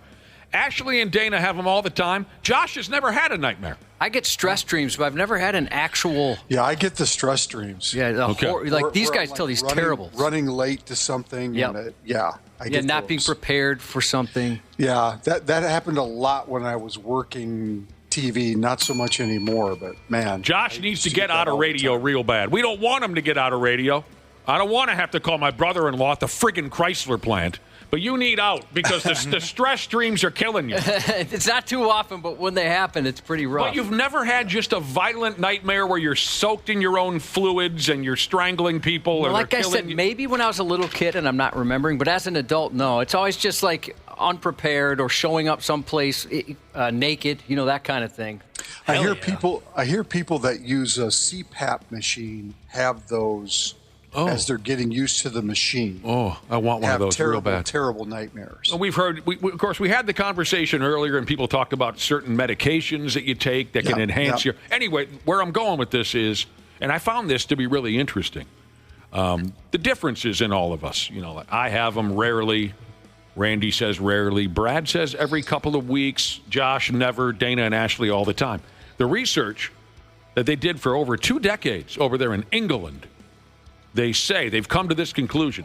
If you're the type of person, this is something Brad Ryder might not want to hear. If you're the type of person who has nightmares, you're 5 or 6 times more likely to suddenly drop dead on the sidewalk and then the eyes fall out. Wow. You're 5 or 6 times more likely to drop dead. I don't think the frequency of when I have them puts me in that category. Oh, it does. All right.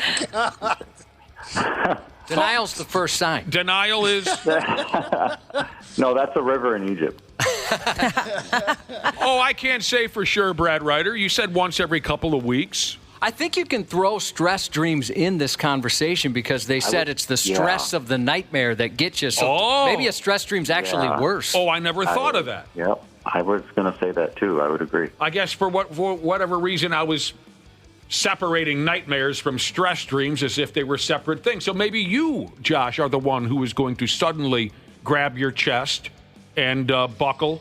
Wonder where the muscle is and then pass away. Yeah, exactly. Well, it does. The men don't last too long on my family, life-wise. Huh? I said men don't last too long in my family. I was trying to save some text. Yeah, so they don't really get past 65. They don't see a certain birthday? Yeah, you're not going to have that problem. Yeah, you're not. You don't smoke, you don't drink, you don't do any damn thing. You're gonna blow way past 65. Sometimes those are the ones that go, right? It's like you took the interview a 100-year-old. She's like, I've been smoking Marlboro Reds every day of my entire life. Yeah, I suppose. I'll be dead long before you even begin to decline. I can guarantee you that. In your favor, Josh. Cubby's going to be all right. Your friendly neighborhood garbage man wants to know if we've ever had the dream of teeth falling out. I haven't, but I hear that's very common. Yeah, I had it once, and that messed me up. I forget what that means. What does it mean? Oh, I know what it means. If your teeth fall out in your dreams, that means you want to dump a gummy on someone. Oh, okay. Well, how did that go nowhere? That's friggin' funny. I actually first thought you meant the drug. Yeah, that's what I was thinking too. We were just talking about the THC. Yeah, the one time I had that dream, I didn't feel right for the whole day. Like I just kept checking my mouth. No, I forgot what the losing teeth dream means, but it's very common. I think it's something about like you don't have control over your life, something like that. Oh yeah, here it says feelings of anxiety, insecurity, a sense of loss. Oh. All right. I just wanted to share that with you, the nightmare information. I found that really interesting. Back to the National Basketball Association. We were talking about the Oklahoma City Thunder having their victory parade. It's been declared by the mayor of Oklahoma City or the governor of Oklahoma or somebody like that. July 30th will officially be Shai Gilgeous-Alexander Day in Oklahoma City. You know, if I'm the mayor of Denver, I head to the podium today and I make July 30th Nikola Jokic Day in Denver. Why are they waiting until July 30th? Well, let the guy go drink for a while, you know what I mean? Maybe he wants to go on vacation for a while. You know what I mean, Brad Ryder? Yeah, I guess. He's earned it. I bet you on SGA Day, even the slightest physical contact with another human being will result in huge fines or possibly jail time. Felonies. Yeah. It'll be declared a felony. Just the slightest. Even if I initiate the contact, Dana. Mm-hmm. Even if I initiate the contact, I'll be It's been made official that Alex Rodriguez and Jennifer Lopez are now in charge of the Timberwolves. Yeah. Okay. Yeah. Although I thought we have heard this already 6 or 7 times. Well, I mean, it's official because the Board of Governors voted to approve the sale. So Okay. it's a done deal, and they are in, and Glenn Taylor is no longer the owner of the Timberwolves. And it's, the Star Trib highlighted all the major dates of Timberwolves basketball this morning. It was kind of fun to read through that sequence of events, of things that happened along the way, from the time that Harv and Marv tried to sell the team to a group in New Orleans to Glenn Taylor walking away. You know what it's been, Josh? It's been a journey. It has been a journey of love and growth. Right. No, it's all very interesting. Yeah. Glenn released a goodbye statement to the people of Minnesota. He said, though we are stepping away as owners, referring to he and his wife. And, of course, the Lynx are involved in this, too. Yep. Alex Rodriguez and Jennifer Lopez. Yep. What did Glenn say? Though we are stepping away as owners, our love for this organization and this community remains as strong as ever. We will always be fans, cheering from our seats, celebrating your triumphs, and believing in what comes next. It's been the honor of our lives, said the Taylors. Yeah. 10 years ago today, the Timberwolves drafted Karl Anthony Towns with the number 1 pick. 10 years ago today. I know exactly where I was. Yep. Where were you? On the toilet. No. Were you at the draft? I was driving, the day after, I was driving to the airport in St. Paul in one of the leased vehicles that the team had, and I picked him up, him and his mom and his dad, his late mom now, and brought them over to Target Center for his press conference. I'll be damned. What year did you get the ping pong ball? I remember you called in after that. That was the same year. Oh, it was? Okay. But it was a few months earlier because the ping pong ball thing was in May. The draft lottery. It was May 19th. I was in the ping pong ball room when that happened. When you were driving Carl, did you make a wrong turn? And he said, "Oh my God!" Where are you going? Right. I'm hungry. Can we stop? Yeah. Oh my God, yeah. Brad. Yeah, that sounds. You nailed it. He does. He says that a lot. Anyway, Well, I was ripping off the imitation that New Yorkers were doing of him a couple of weeks ago. What I remember from that drive back is just how sweet his mom was. Oh my gosh, what a sweet lady. She was so nice. And when I got back, I said to a couple people, I'm like, I don't know if she's real or not, because I don't know if this is real, but she was like one of the sweetest women I've ever met in my life. I heard great things about his mother. His soft side, obviously, he's got a soft side. Is he a mama's boy? Right. Yeah. Oh, I love that. Mama's boy. But she obviously, unfortunately, passed away during COVID. It's a damn shame. Yeah. By the way, in an interview, somebody interviewed J-Lo about this recent sale thing. And J-Lo said they have no plans to relocate the Timberwolves. J-Lo said it's not consistent with our value system, she and Alex Rodriguez. Yeah. Well, yeah, we have to say that day one. That's what you want. That's what you have to say. They've got to get a new arena. They've got to figure that part out. And we've been down this road before in this town for facilities and new ownership, and it's worked out in the past, but who knows how it will work out. Yeah, we'll friggin' see. So they better not do anything silly. Tonight, I'm sorry. I was just looking at that timeline that Brad was talking about. Yeah. I mean, think about this. Flip Saunders drafts Cat.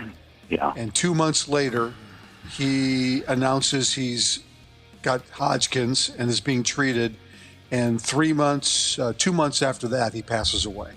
Very sad. In that time period, he goes from probably one of his most exciting moments, other than drafting KG, to passing away. So hard to believe it's been almost 10 years now that Flip's been gone. Yeah, that F's me up a little bit when you say that out loud. Yep. Tonight is night one of the NBA draft. The Wolves have a pick around number 17 and a pick somewhere in the neighborhood of 31. It says here they're open to moving up in the draft. Moving up in the draft. Well, if anybody's going to move up tonight, it might be Brooklyn. They've got 5 picks in the first round. That's insane. They may package a whole bunch of stuff and try to move around. There is no way they're going to draft 5 guys in the first round. No, they're going to be active. Yeah, they're going to. And they may deal some picks to get future picks down the road. That kind of deal too. Yeah. Well, that might be fun. It might be. Very few drafts are fun, but maybe with that kind of a thing happening. All right, we get one of these every year. Here are the top 10 NBA draft disasters. The biggest first-round busts in league history. CBSSports.com put this together. A couple of Wolves connections here. We'll go from 10 to 1. Number 10, Markelle Fultz, drafted number 1 overall in the year of 2017 by the Philadelphia 76ers. The dude went nowhere. Number 9, Hasheem Thabeet. Oh, yeah. Who was picked number 2 overall in 2009 by the Memphis Grizzlies. It says here, outside of Johnny Flynn's short tenure with Minnesota, outside of Johnny Flynn, Thabeet was the only other player selected inside the top 10 of that draft who failed to make a lasting impact. Number 8, Adam Morrison to the Charlotte Bobcats, number 3 overall. I love that dude.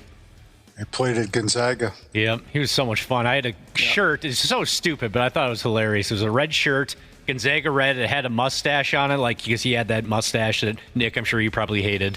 All the no. I didn't hate the mustache back then because it was original. Okay. Adam Morrison was the only kid under 40 during that time period who had a mustache. Now every kid has a mustache because they saw Top Gun. But go ahead. I'm sorry I blew up. Anyways, it had the big Adam Morrison mustache, and it just said, "Mo did your mom," and I just thought that was hilarious. With that stash hanging off of his face. Yeah. He did your mom. Yeah, Mo did your mom. You still have that T-shirt? I don't think I do, no, unfortunately. Michael Jordan blew that, by the way. They picked. I like this article because they pick on Michael Jordan twice. Couple times, yeah. Michael Jordan was the one who thought Adam Morrison should go to the Charlotte Bobcats back in 2006. Number 7, Randy Shaver and Brad Ryder, as far as draft busts go. This one, I feel bad because it was all injuries. A man who was never nervous. Oh, Purvis Ellison. Yeah. Never nervous, Purvis Ellison. Went number 1 overall in 1989 to the Sacramento Kings, straight out of Louisville. Yep. But injuries just wrecked the guy. Yep. Number 6 biggest draft bust of all time. Here's another Timberwolves connection. I have this guy's jersey. This guy's Anthony Bennett. No, not Anthony Bennett. He's on the list, though. Darko Milicic. Oh, Darko. Yes. Oh. Darko. The Detroit Timberwolves didn't draft him, though. No. The Detroit Pistons picked him number 2 overall. I remember David Kahn being so proud of himself when he signed Darko. He just thought it was going to turn the franchise around. This used to be the number 1 answer year after year after year as far as biggest draft busts go, but he's been bumped. Sam Bowie. Yeah, but he played 10 years in the NBA. It's not like the guy wasn't an NBA player. It's just because Michael Jordan was in that draft. Well, right. And also because Sam Bowie was supposed to be, he wasn't supposed to be just a guy who comes off the bench for 8-10 minutes. He was supposed to be a massive star. I'm encouraged that he's falling on the. I'm sure Sam Bowie is happy that he's falling on this list. What number is he on this list? 5. 5. Okay. Number 4, Timberwolves connection here too, and he looks just like my friend Dane. Oh, Michael Olowokandi. Number 1 overall in '98 to the LA Clippers. Yeah. And he looks just like Dane. Number 3, Kwame Brown. Oh, yeah. Another Jordan. Yep. Michael Jordan draft pick, I think, right? Washington Wizards, 2001. 2, Greg Oden. Feel bad for Greg Oden. Yeah. Yeah. Injuries. And number 1, the final Timberwolves Anthony connection. Bennett. Anthony Bennett, number 1 overall to the Cleveland Cavaliers. and he just sucked. And then the Wolves gave him a shot, a few years later. Right, But he was he was basically a throw-in in that Kevin Love Williams trade. He was a definite throw. Oh, yeah. Did he kind of eat his way out of the league? Was that the issue? I don't remember exactly why he just never. Well, I think there were some talks about his weight, but the guy just wasn't. Just wasn't. He just didn't have what it takes. He played a position that, it didn't ever make sense why he was the first overall pick, because he couldn't shoot the three. He wasn't that physical. He was a good scorer in college. Right. And that's why he was the number one pick, but his game didn't translate very well. How in the world did he become number one if everybody looked at the same player and all came to the same conclusion that he was worth the number one pick? That just doesn't make sense. No. He's still playing, by the way, in Taiwan with the Formosa Dreamers. I've never heard of the Formosa Dreamers, but by damn. Hey, you know what, Dana? Yeah. The Formosa Dreamers did your mom. All of them? Oh, man. That's a deep roster, man. I know. Even the JV guys. Yeah, the D-League team. Yeah, they were the G League. Now they're the D League. I remember the first thing he said to me when he got off the plane, because I went and picked him up at the airport too. Who were talking about Anthony Bennett? Yeah, he goes, you guys all got Tim Hortons here? I don't think they have a Tim Hortons over in where he's playing now. Okay. We did for a short time. I rest my case then. That might explain why he was a bust, because that was the first thing he wanted to know when he got off the plane. The first thing he wanted to know is whether or not we have poutine. Tim Hortons. Did I say the right? Awesome. Did I say the right word? Yeah. Yes, but they don't have that. No, they're like a breakfast place. Like a donut. Well, they're named after a Canadian. Yeah. How do they not have poutine? I don't know, but they have some of the best breakfast I've ever had. I love that place. Oh, they have the place by me just had donuts and coffee. When I went to Tim Hortons, I was in actual Canada. Oh, so okay. yeah, they had like a really good breakfast burrito, 10 out of 10. But no poutine. No. At a restaurant named after a Canadian. Not that I saw. No. Doesn't make any sense to me. Isn't that their thing up there? Yeah, but I guess depending on the restaurant. Like Ashley said, maybe they're different there, but here it was just donuts and coffee. They have one in the Mall of America. Oh, is there still one there? Yep. Further basketball stuff, the Knicks are interviewing Micah Nori. The Celtics traded Kristaps Porzingis. The Lynx lost only their second game of the year, I believe, last night. Is that right? Only their second loss of the year? Yep. To the crazy. The Mankato Mystics, the Michigan Mystics. Who are they? Washington Mystics. Washington Mystics. Real quick, because I feel like people are going to be mad at me if I lied to them. It looks like it's permanently closed. Yeah, they don't have any more left in Minnesota. Yeah, now I'm really sad. Do you guys know the story of Tim Horton? No. It's a terrible story. Oh, really? I didn't know it was actually named after somebody. I'd never really looked into it. He was the guy who, a Canadian can text in and correct me if I'm wrong, but Tim Horton, the hockey player, opened these restaurants while he was still a player, and he was a great player. But the guy couldn't shake his drinking issues, and he died in a car wreck, did he not? Am I thinking of the right guy? Man.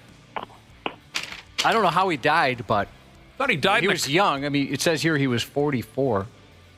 Get back to me. That's the story I believe. Yeah, car crash, 1974. Oh. Yeah. That is terrible. Yeah. I don't know why I needed to make that clear. I guess I'm just a dark person. Medical Device Jesus texted in about terrible draft picks.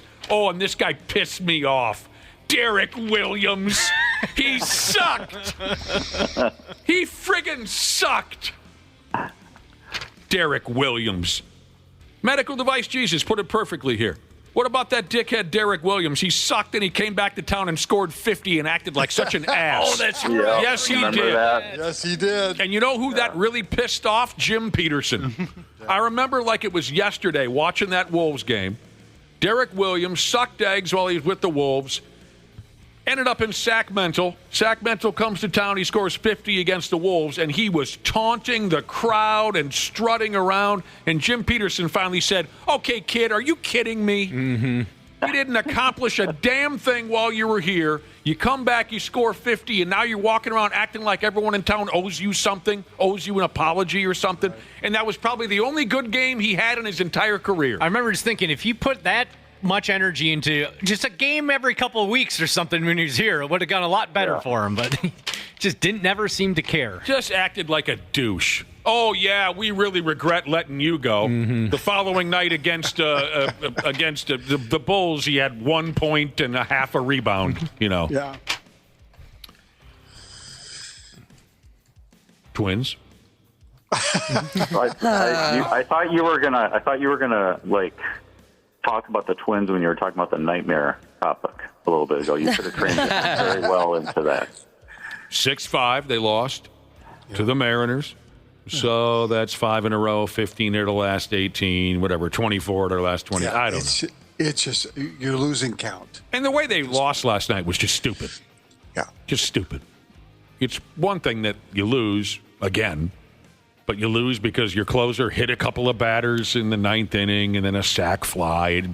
What a silly way to lose a ball game. Yeah. I'm having such a hard time watching it anymore. It's difficult. Like I said yesterday, it's difficult to watch. You can't even get excited. Like yesterday, I was out to eat during the game, and some guy at the bar got super excited when they got up like 3-5, and I had no joy in it. I just looked at him, and he was so excited, and I was like, it's not going to last, bud. It doesn't sound like there's a lot of joy in the dugout either. It doesn't sound like they're very happy. It doesn't sound like you're not getting the right messages coming out of the dugout right now. That's what I wondered too.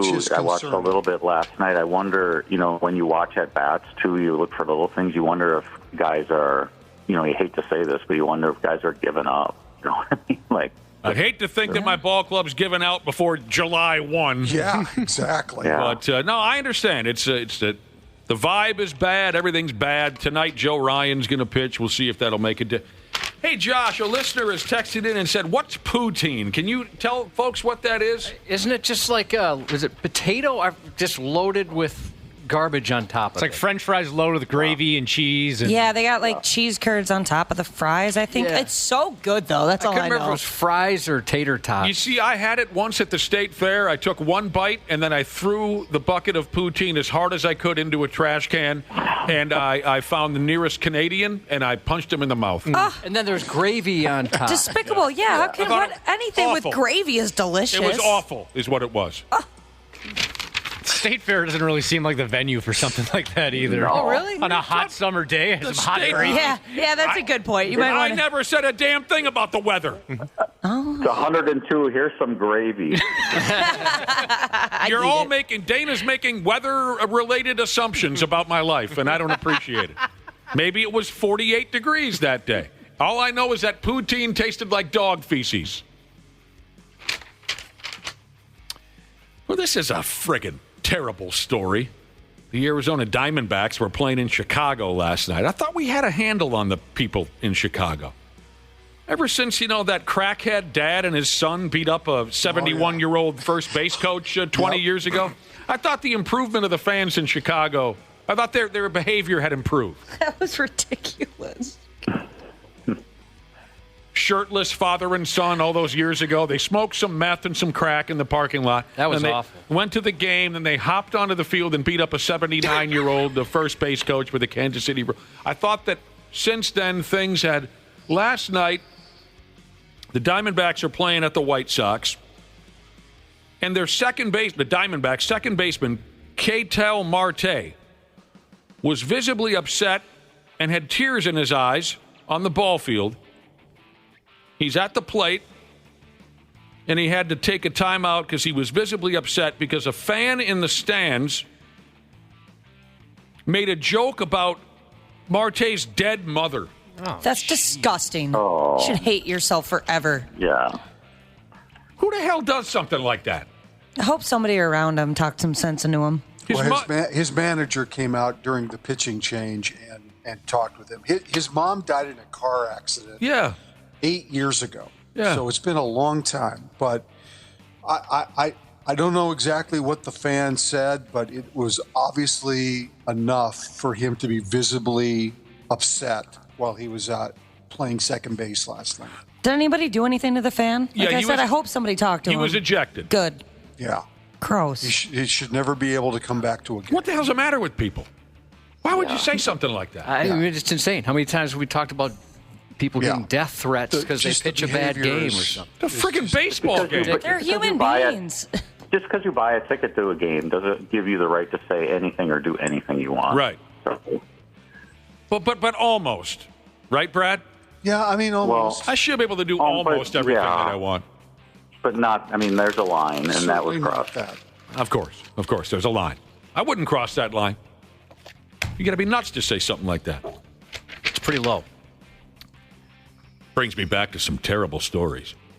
And I know what you're saying. What, you're going to tell us another terrible story? Was it Steve Kerr when he was in college? Yes. Oh, my God. Yes. Dad was assassinated. Yeah. What? Yeah. His dad was an envoy in the Middle East, I want to say, and his dad was assassinated. There's a whole documentary on Steve Kerr and that part of his life. It's pretty fascinating, the stuff that he's been through. And that's why, if once in a while you hear him, he can get a little. I was just about to say he can get a little political once in a while. But in his case, you know, some people when they get political, you're like, oh, you roll your eyes a little bit. But in his case, he's got every right. Given that was his upbringing, you know. Yeah, exactly. Right. He's not just regurgitating something he saw on Facebook. That's correct. So if I remember correctly, I think Steve Kerr went to the University of Arizona.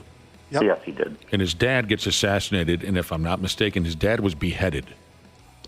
I don't recall the circumstances, but yeah. And then Arizona, his basketball team is playing a rival school, and some people showed up at the friggin' game with like little foam hatchets or something to taunt him. Ew, gosh, I hate people sometimes. Can you even believe it? Can you even believe it? See, no, because I can't fathom ever acting like that because I would never act like that. And then the other one that always comes to mind was a former terrific baseball player who is up to the plate. He doesn't like a couple of strikes called on him. The umpire, the home plate umpire, had recently had a child die. And the guy up to the plate says to the umpire, what, do you got your head up your ass because your kid died or something? Jesus. And a big fight starts at home plate. There's a special place in where for those people. Yeah. Mm-mm. You're right. Can you even imagine something like that? There's no way something like that would ever come out of your mouth. Yeah. What, are you pissed off because your kid died? What, are you out of your effing mind bringing that up on the ball field? Yeah. I give the umpire all the credit in the world for not choking that son of a bitch out right then and there. You know, you hear this a lot when a hockey player wins the Stanley Cup. His buddies will say this. They'll say, man, you're never going to have to buy a drink in this town ever again. I remember some Canadians, some of the guys who played for the 1972 Canada Cup team that beat the Soviets, guys like Bobby Clark. When they won that tournament, somebody said, you'll never have to buy a drink in Canada again as long as you live. Well, there's examples where that's true. Matthew Tkachuk says he and the Florida Panthers went into a bar the other night called 11 down there in Florida Summers. They ran up a $500,000 tab and the club covered it. Jeez. Oh my God. Hey, and then realized that they did there's not. a $500K comp. Oh, so they comped that whole bill for you guys. That's fucking believable. We're treated pretty well there. They do a good job. What in the hell did these guys go through? Wow. Where at the end of the night it was how many windows did they break where it was $500,000? And hopefully they tip nicely. And the club said, don't worry about it. Jeez. You just won the cup. Oh, I'd love to be their bottle girl that night. Oh, my gosh. Maybe they're drinking that. Is that Pappy Van Winkle? That stuff that's the whiskey that's crazy expensive, where you can spend like $50,000 a bottle. I wonder if they're buying some crazy stuff like that. Just take your standard tip percentage, Ashley, off of, good grief. Probably $100,000 that they. I'm paying for my college, man. That's awesome. Pappy Van Winkle? Pappy Van Winkle. That's your favorite Viking. Hey, if you're talking about Van Ginkel, I do like him. That dude's garbage. If you've never watched him play, yes, I could hear you say that. There's a fancy schmancy whiskey called Pappy Van Winkle, and it costs you $50,000? Up to $50,000. Let's see what me the down. price range is, what it starts at. God. Does it take you home at the end of the night, too? Or what? Yeah, it looks like you can get one for about $800. Oh, sharp as a bowling, $800 for a bottle of hooch. Are you kidding me? My grandpa would dig himself out of his grave and kick me in the balls if I bought a bottle of hooch for $500, $800. Sharp as a bowling ball, Jesus texted in about the Florida Panthers and their beer party. He says he thinks that Club 11 is a boom boom room. And the prices are a little higher at the boom boom. Yeah, it is. Hey, really? It is a boom boom room? Yep. That makes more sense. And it's spelled, 11 is spelled E11EVEN. Yeah, I don't really like that. So instead of the L's, they're ones. Are we sure that the full tab was alcohol related now at this point? Yeah, that's a good point. That is a great thought. Oh, wow. This is like a really high-end, beautiful strip club. In the pictures, they have men and women dancing together. That's what I'm looking for. Yeah, they're not going to Shotgun Willie's or something, Ashley. I know, but wow, I've never seen a place like this. Oh. And it looks like to get a table there, it's about $1,500. Jeez. That sound clip that Josh played, it was 3 Florida Panthers. They were being interviewed on a podcast in a pool, all still visibly hammered and just having the time of their lives. I was like, good for those guys. And they said something about 11. I can't remember who it was, but one of them said, you guys know how it goes. You don't leave 11 until they kick you out. Yeah, they have like a lot of like big name art. Rick Ross performs there. Elenium. That's so cool. Oh, yeah, those are the big names, all right. Well, Elenium's super huge. They're like very, very, very popular EDM music. Barry Manilow isn't playing that. Nah. I'm sorry, Ashley, I had to. I wouldn't know Elenium if I was scissoring with him or her. Or them. Yeah, I guess when I say, big names and then Rick Ross is next, yeah. I've never heard of Rick Ross. That's the one I'd heard of. I hadn't heard of the other one. Never heard of the guy. I went to a joint in New Orleans one night, me and my ex-wife, and we knew it was going to be like some kind of a boom boom room, but it was extra dark in there. But I thought, well, whatever. It's 3 o'clock in the morning and it's New Orleans. Yeah, it looked a little shady all the way around, but we sat down. Whatever. We're not scared. And a gal came out on stage, and she got her genitals out. You know what I'm saying? Sure. Randy, you following? I'm with you. Okay. And we said, okay, sure. And then a man came out on stage, and he also got his genitals out. And then they began having sex on stage, and I said, check, please. Yep.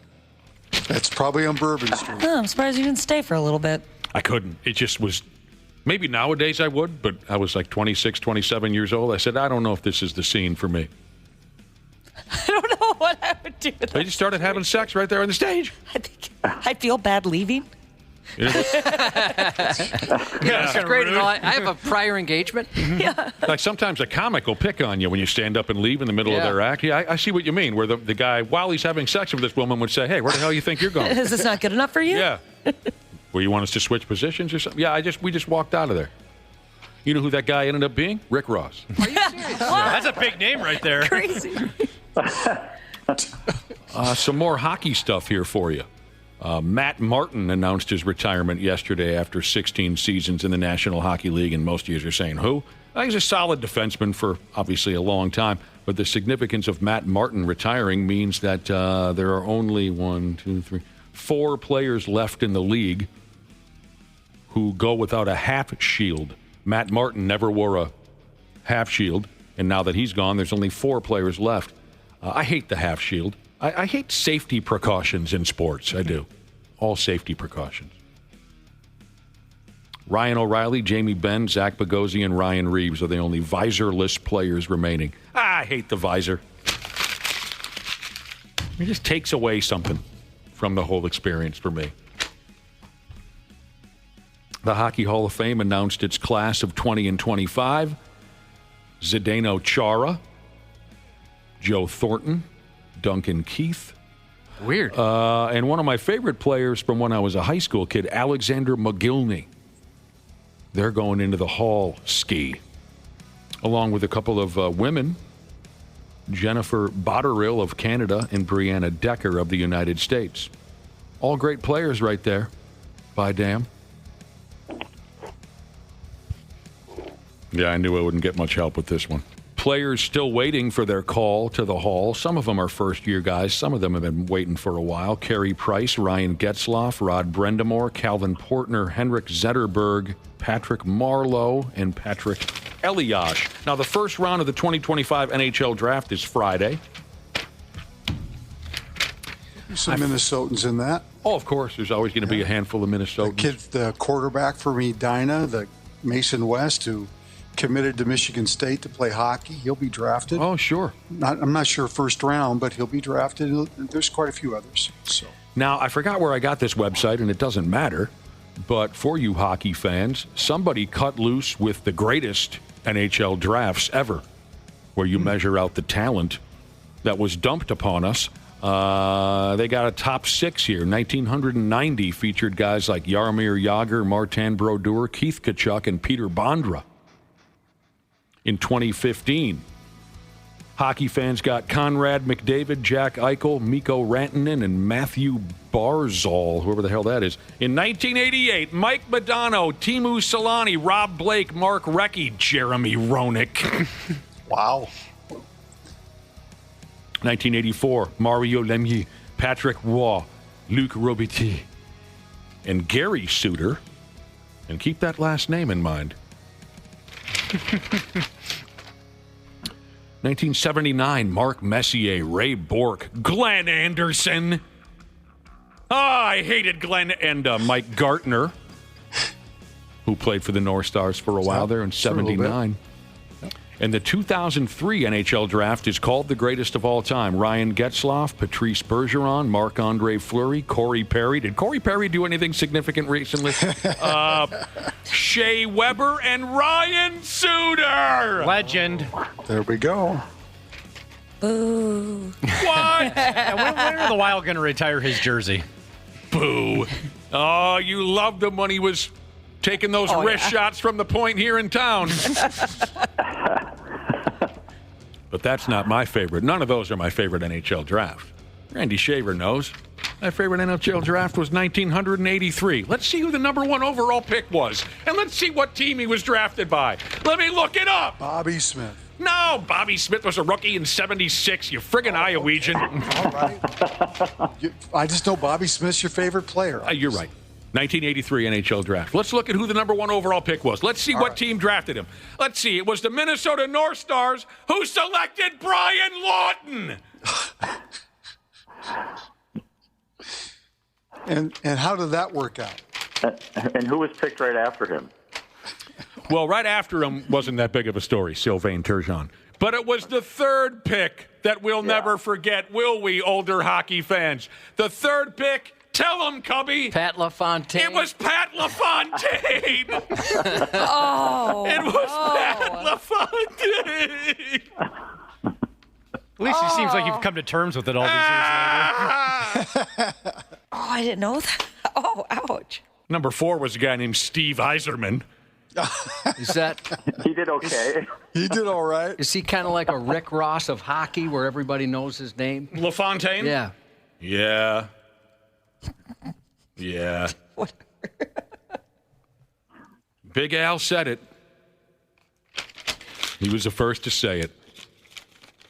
Lou Nanne would have picked Pat LaFontaine in 1983. The North Stars would have won a cup in the 80s, and they never would have moved to Dallas. True friggin' fact. Yeah, I wonder. I heard this. I'm not quite sure if it's true or not. Is it true that the Timberwolves could have drafted Steph Curry? A couple of times, actually. You know how, Josh, where you can... Oh, man. You can almost feel your grip around somebody's throat. I haven't had that feeling, but I'm picturing it. And you start squeezing. You don't, there's nothing there, but you squeeze, and then you wait, and then you come to. You're like, ah! Just as the life is draining from their eyes and your imagination. Yeah. All right. What the hell else is going on? Do you think this will work better than Pastamania? Hulk Hogan Hulk Hogan's opening a new sports bar in New York City. Why? What is? I don't know. Yeah, I'm going to guess it's not going to work. Why can't this guy Pastamania? Just go away. Just be done. Well, I don't want him to go away. I still like Hulk Hogan. You know, he's a great guest here a few months ago. You know, whatever. I mean, he's Hulk Hogan, but he just can't stop diving into new this and that. You know. Yeah, I suppose they just put those dollar signs in front of him, right? And he figures, why not? Well, I suppose because he can't wrestle anymore. He can't be in the spotlight that way. That this is his way of being in the spotlight. You're probably right. But opening a sports bar was like so 20 years ago. You know, like, no kidding. And none of them never seem to last. No. A buddy of mine, though, he went. He made his way into Club WWF or whatever the hell it was. WWF, the restaurant. Yeah, in New York City. Mm-hmm. Anyway, so Hulk Hogan's opening up a new sports bar in New York City, right by Madison Square Garden. It's going to be choked with Hulkster memorabilia. He calls the joint Slam.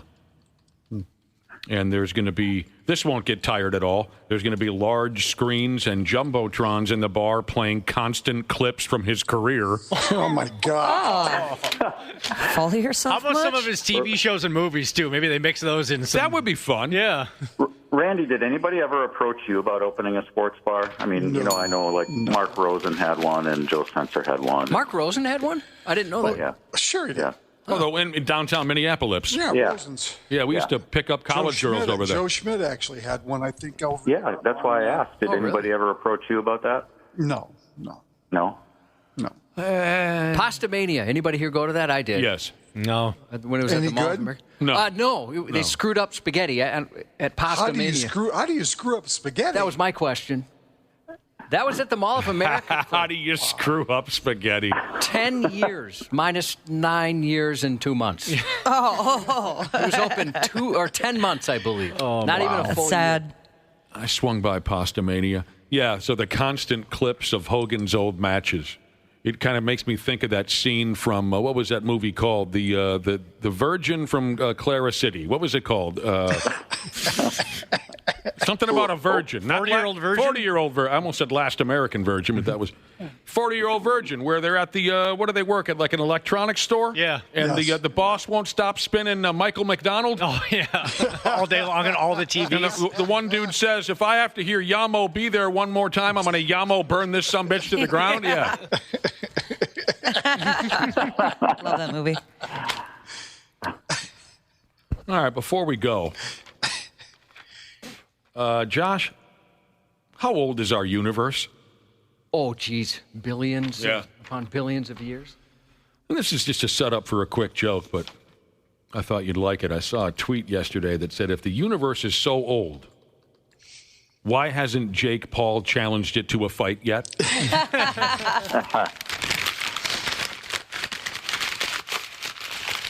It's a big piece of paper. Sounds like It is. Tag board. That's the same piece of paper. Yeah. My gosh. Yeah, I know. All right, there you go, gentlemen. We'll talk to you tomorrow and Friday. Sounds All right. We appreciate it very much. We'll take a quick break here and come back in a few minutes on the Half-Assed Morning Show. The 93X Half-Assed Morning Show.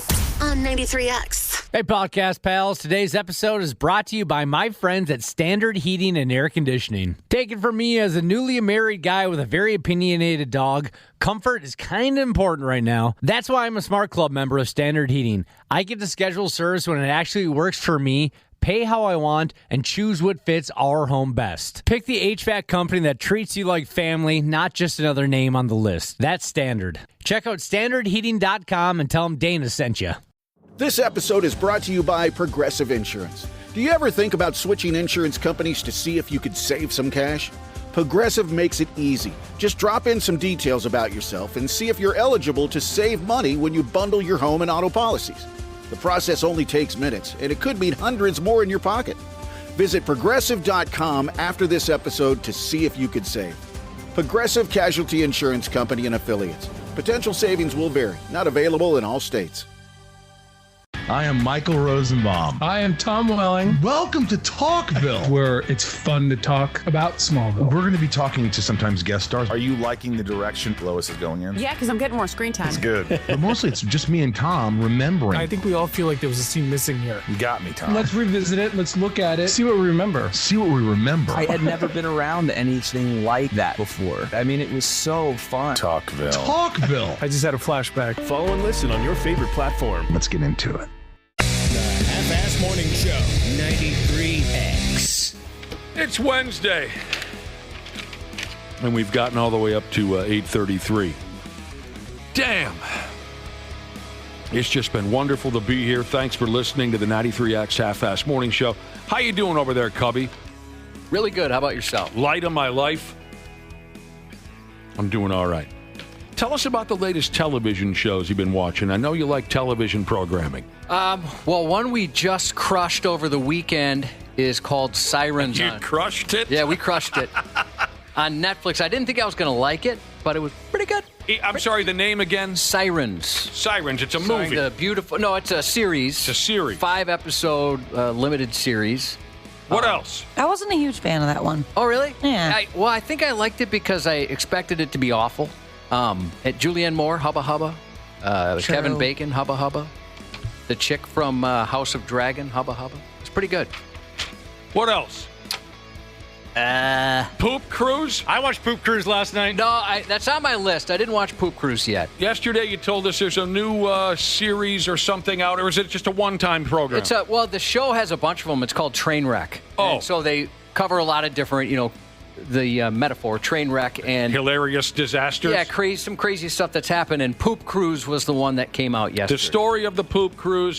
Josh was the one who broke the story years ago. It was one of these. I've been on one of them. One of those fancy schmancy cruises where you go to a fun city or a tropical and something went wrong and there was feces everywhere. Tell us about watching the Poop Cruise, Dana. So there was an engine fire, and then that engine fire ended with power going out. And along with the power going out, that meant the toilets went flush. So they were instructed to pee in the shower, and then they were all given like red medical bags to do their number 2s in. You said the toilets wouldn't flush. Wouldn't flush. Wouldn't flush. So they had to basically poop in plastic bags. Then all of a sudden the sewage started running everywhere. There was just poop and pee water, like ankle deep when you were walking. Did anybody die on the Poop Cruise? Nobody died, but it turned into, as you can imagine, people were panicking. People were hoarding food. Why couldn't they just send out a dinghy or something like that? Yeah. They didn't really get into too much details. Well, they did try to get a tugboat to pull it to Mexico, but then they just kept floating further away. They finally got a boat in there, and so it was supposed to be a 4-day cruise, and this happened on the 4th day. It was like 7 days where they finally got off. So they had spent 3 days in the Poop Cruise. Floating helplessly in the ocean. Did the people that were a part of the cruise, Dana, did they get a huge payout? They got like an offer for a free cruise. I think there was some type of settlement. Everybody got, $1,000 or something. Soaked in their own feces and urine, and soaked in the feces and urine of others. That's what's worse. Yeah. Did anybody eat it? Did they just go ahead and eat it? I didn't see anybody eat it. Okay, they didn't eat it. Somebody got it in their mouth. Missed opportunity. Yeah. But on day 5 or 6, somebody had this bright idea. All right, these people, they're stressed out. They haven't eaten. Let's open up a bar. Let's have a free open bar for everybody. And that, of course, just led to mayhem. People fighting. Yes. That's so weird to me that they didn't say, hey, we're just going to send you another boat. Yeah. Let's all drink on an empty stomach. Yeah, and then boats started coming and helicopters started coming, so they thought they were being rescued. No, it was like press, media. Right.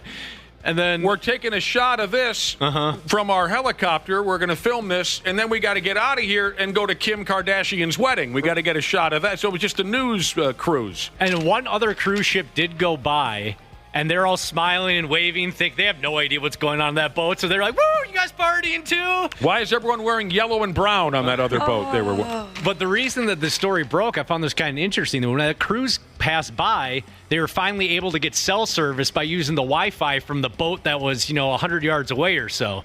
So that's when people started calling loved ones, and then it got to CNN, and that's when people started covering and reporting on it. The saga of the Poop Cruise, you can find it on your television today. If you're somebody who enjoys the misery of others, it'll be a very fun hour for you. Okay. I just perked up a little. I saw that. I adore the misery of others. You really do. You've made that well known. So, Josh, when I asked you about what programs you've been into, you instantly said we crushed this show. Yeah. Do you always share these programs with the old lady? You watch them together? Usually she'll say, yeah, this is a you thing. You can watch that on your own. And then there's other ones where I'll just jokingly say, hey, I'll catch you up on what happens in whatever show we're really into. And she's not cool with that. I don't Netflix cheat on her, as it's called. You don't Netflix cheat. So there are some programs you watch alone, but a lot of times you're sitting there with the wife. You like to enjoy that thing together, that type of thing together. You know what folks are getting, it says here, Josh? Folks are getting a screen divorce. Yeah, I guess that's kind of what we have, where if, let's say I'm watching something and then she'll just, look at her phone or whatever for a show I might be into and vice versa. Okay. It's a new term, screen divorce. You've probably heard sleep divorce. That's been trendy lately. It's when you opt to sleep in different beds or different rooms because one of you snores, one of you has wacky hours. I'm too clingy for that. You're too clingy for that? To have separate beds, yeah. Ooh, it's the greatest thing in the world, Smashley. Separate friggin' We do rooms, separate blankets, though. Separate blankets. Yeah, I think you definitely need to do that at least. So that's the sleep divorce. The screen divorce is when I guess you do the same thing, but with your television watching. A writer for something called The Guardian just wrote about it. Screen divorce is when you don't have to agree on what to watch. You both watch whatever you want on separate screens. Well, that's usually what we do also. When it comes time for television, which usually around 8 o'clock at night, I can finally settle in and watch a ball game. And she goes to one room, I go to the other. There are some exceptions. The National Basketball Association, the Timberwolves, we usually watch together.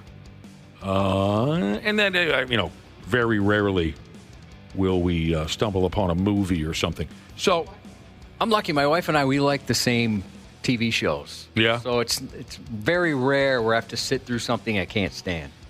Yeah, me and my fiance are pretty much in the same boat. Like we watch if there's a new show that comes out that we're into, we'll watch it together. But my wife and I have very, very, very different tastes in television programming. So I guess, I don't know, would you consider this kind of what they're talking about?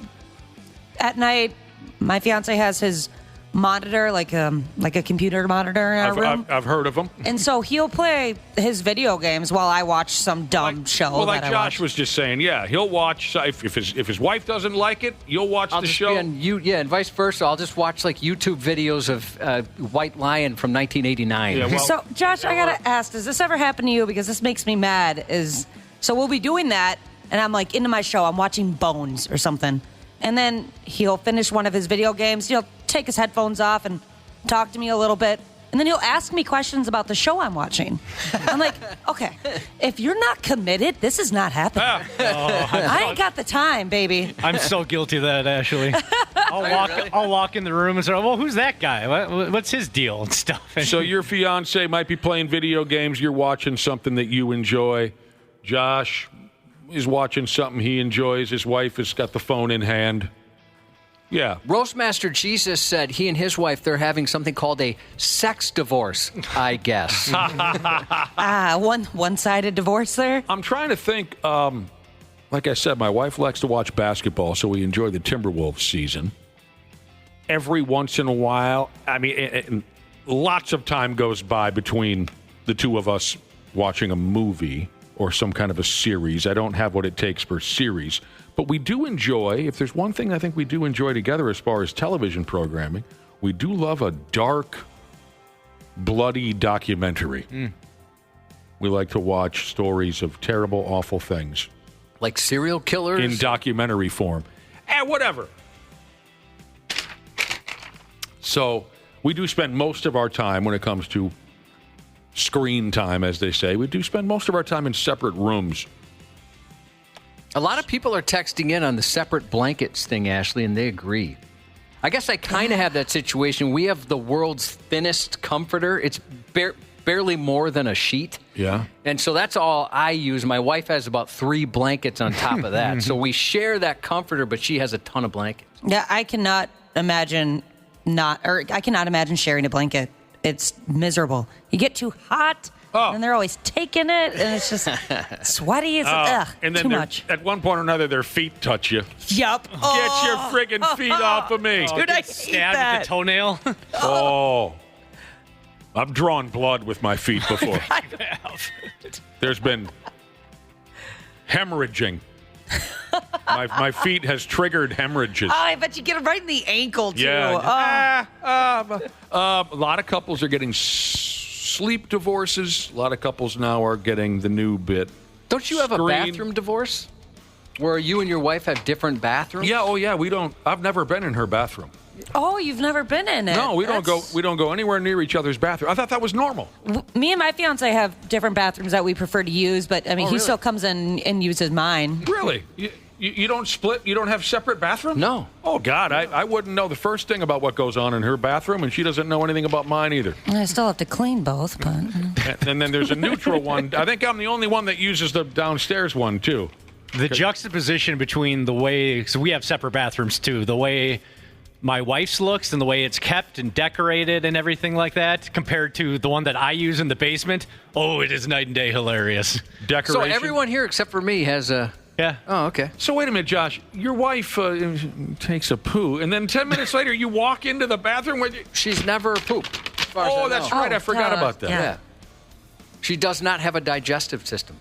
Sometimes I wish we could have a kid divorce where it's just all... My youngest is all hers because, like, for example, yesterday he pronounced it a mookalele instead of a ukulele, and I'm getting a little tired of that kind of moronic stuff coming out of his mouth. A mookalele? Yeah, he's like, hey, Where did you get that M from? I don't know. He had a buddy who has one. He's like, yeah, Dad, I learned how to play a song on a mookalele. I was like, are you trying to say ukulele? Dang. Well, you know, Don Ho's been dead for years, you know. We probably knew how to say that, Josh, when we were kids because of Don Ho. A mookalele. Yeah, he's not going to college. Ashley, do you like those supposedly, you know, quote, what's the term again? Reality. Do you like those reality shows where this couple is breaking up and they're dating, and then the bachelors and the bachelorettes and the single hot babes and the single hot guy? Do you like that stuff? No, I used to watch the Kardashians when that was hot because it's just such garbage that it draws you in. My wife she likes all those shows. Whenever I walk into her room, it's some kind of... One side of the room is hot babes, the other side of the room is hot dudes on the television, not in the bedroom. And they're vying for each other. She loves all that stuff. Yeah, I can't watch those because they make me irrationally angry. She likes the Kardashians, too. They put me in a bad mood. Yeah. My daughter loves all that. I can't help but pump the brakes sometimes because these are foxy ladies. Oh, yeah. You're like, wait a minute, what did she just say? Who's sleeping with who? Women, not just women, but people dating in prison. It doesn't matter. If they're dating and it's supposedly real, my wife loves that stuff. And some of it, the 5 minutes that I'll catch passing by, some of it does look kind of funny. Oh, yes, but I some of can't the commit. drama. I can't commit myself to that. I do like here. Sometimes my daughter will tell me like what's going on Vanderpump Rules or one of these things. It's like, you know, it's kind of like the WWE for me, or professional wrestling in any capacity, AEW, etc. Like, I enjoy watching it enough, but what I love most is hearing stories about it, where people tell me the storylines or reading about it. That's so fun for me. And so I do kind of enjoy it when she tells me these ridiculous things that are happening on one of her reality TV shows. Although it's kind of annoying when all of a sudden I'm getting suggestions on my TV for other garbage like that, just vapid nonsense. Whoa. That part kind of sucks. Suggestions? How does that work? Well, because it'll say, hey, I saw you watched a crap ton of the Kardashians. Why don't you check this one out? One of them was called like Mormon wives. Yes. Who smoke crack or something. I forgot what it is. That's kind of a new one that just got let out. It's about like all these TikTok Mormon wives. I actually was thinking about watching that one because I did get pretty engulfed in their TikTok story for a while. Am I right that they smoke rock, or what was the other side of that? Mormon wives who I'm not sure. have crazy lives. Or They are insane. These ones specifically, Secret not all lives Mormon of- wives. There you go. Secret Lives of Mormon Wives. Who smoke rock. I'll try anything 4 times Jesus. He and his wife have meal divorces. They might eat a meal together, but they're eating completely separate things. That's how it is at my house because my wife doesn't eat food. It's all potions. She's a necromancer. She has different potions and powders and all this stuff that she mixes together for herself. Necromancer. Yeah. I've heard that said out loud. What does that mean? She raises the dead with these things. She's got it's odd watching it. It's more of a It's more of a scientist creating something than a cook. She puts them into her food. Yeah. Like healthy powder. and Okay, sure. That stuff is seeds and all kinds of weird stuff. And you know what that creates? What's that? Incredible gas. Yeah, I do get gas.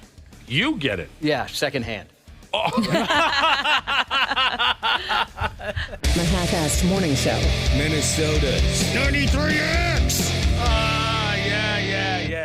Yeah, sure. All that hollering and yelling for nothing. We're talking about television programming, up and down. We were.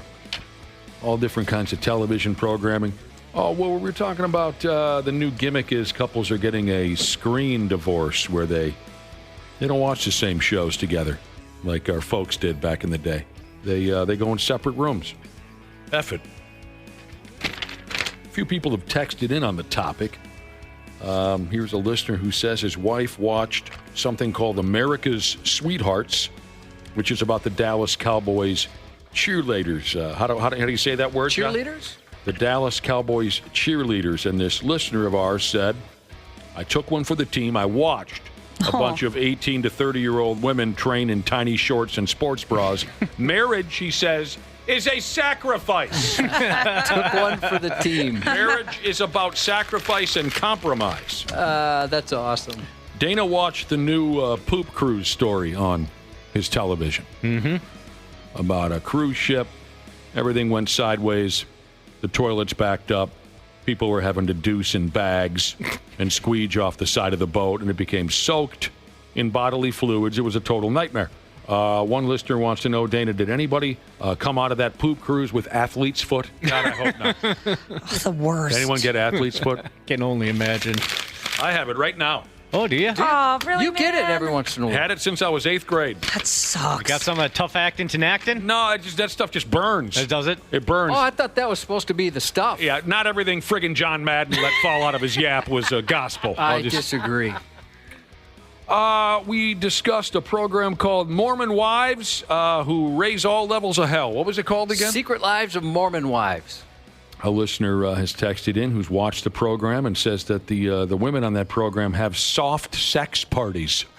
What is that? Yeah, none of you have ever been to a soft?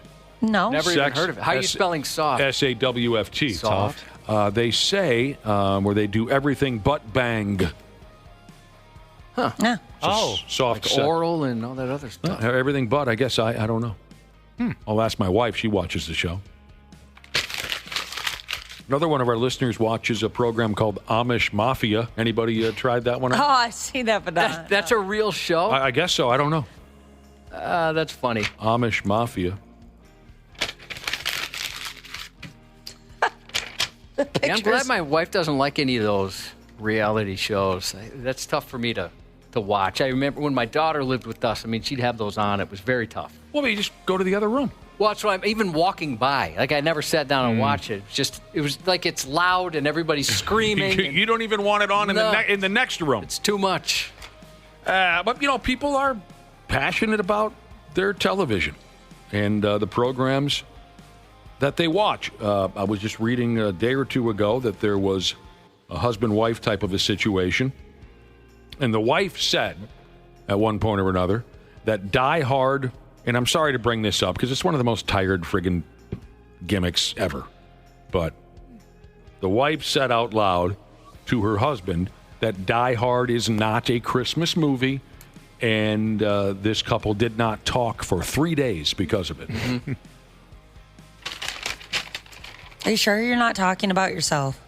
Who? Yeah, Me? With that couple? Yeah, I could see you being like, I'm not talking to you. I could see myself flipping out over something, but it wouldn't be about Die Hard and whether or not it's a Christmas movie. I got tired of that argument 15, 20, 25 years ago. Comes up every year, though. But I could see myself, flipping out and not wanting to talk to someone for 3 days over something that silly. Yes. As you know, Ashley, I do run hot now and again. I do. And the sleep divorce also, not just screen divorces, but sleep divorces where couples are deciding to sleep in separate rooms every night.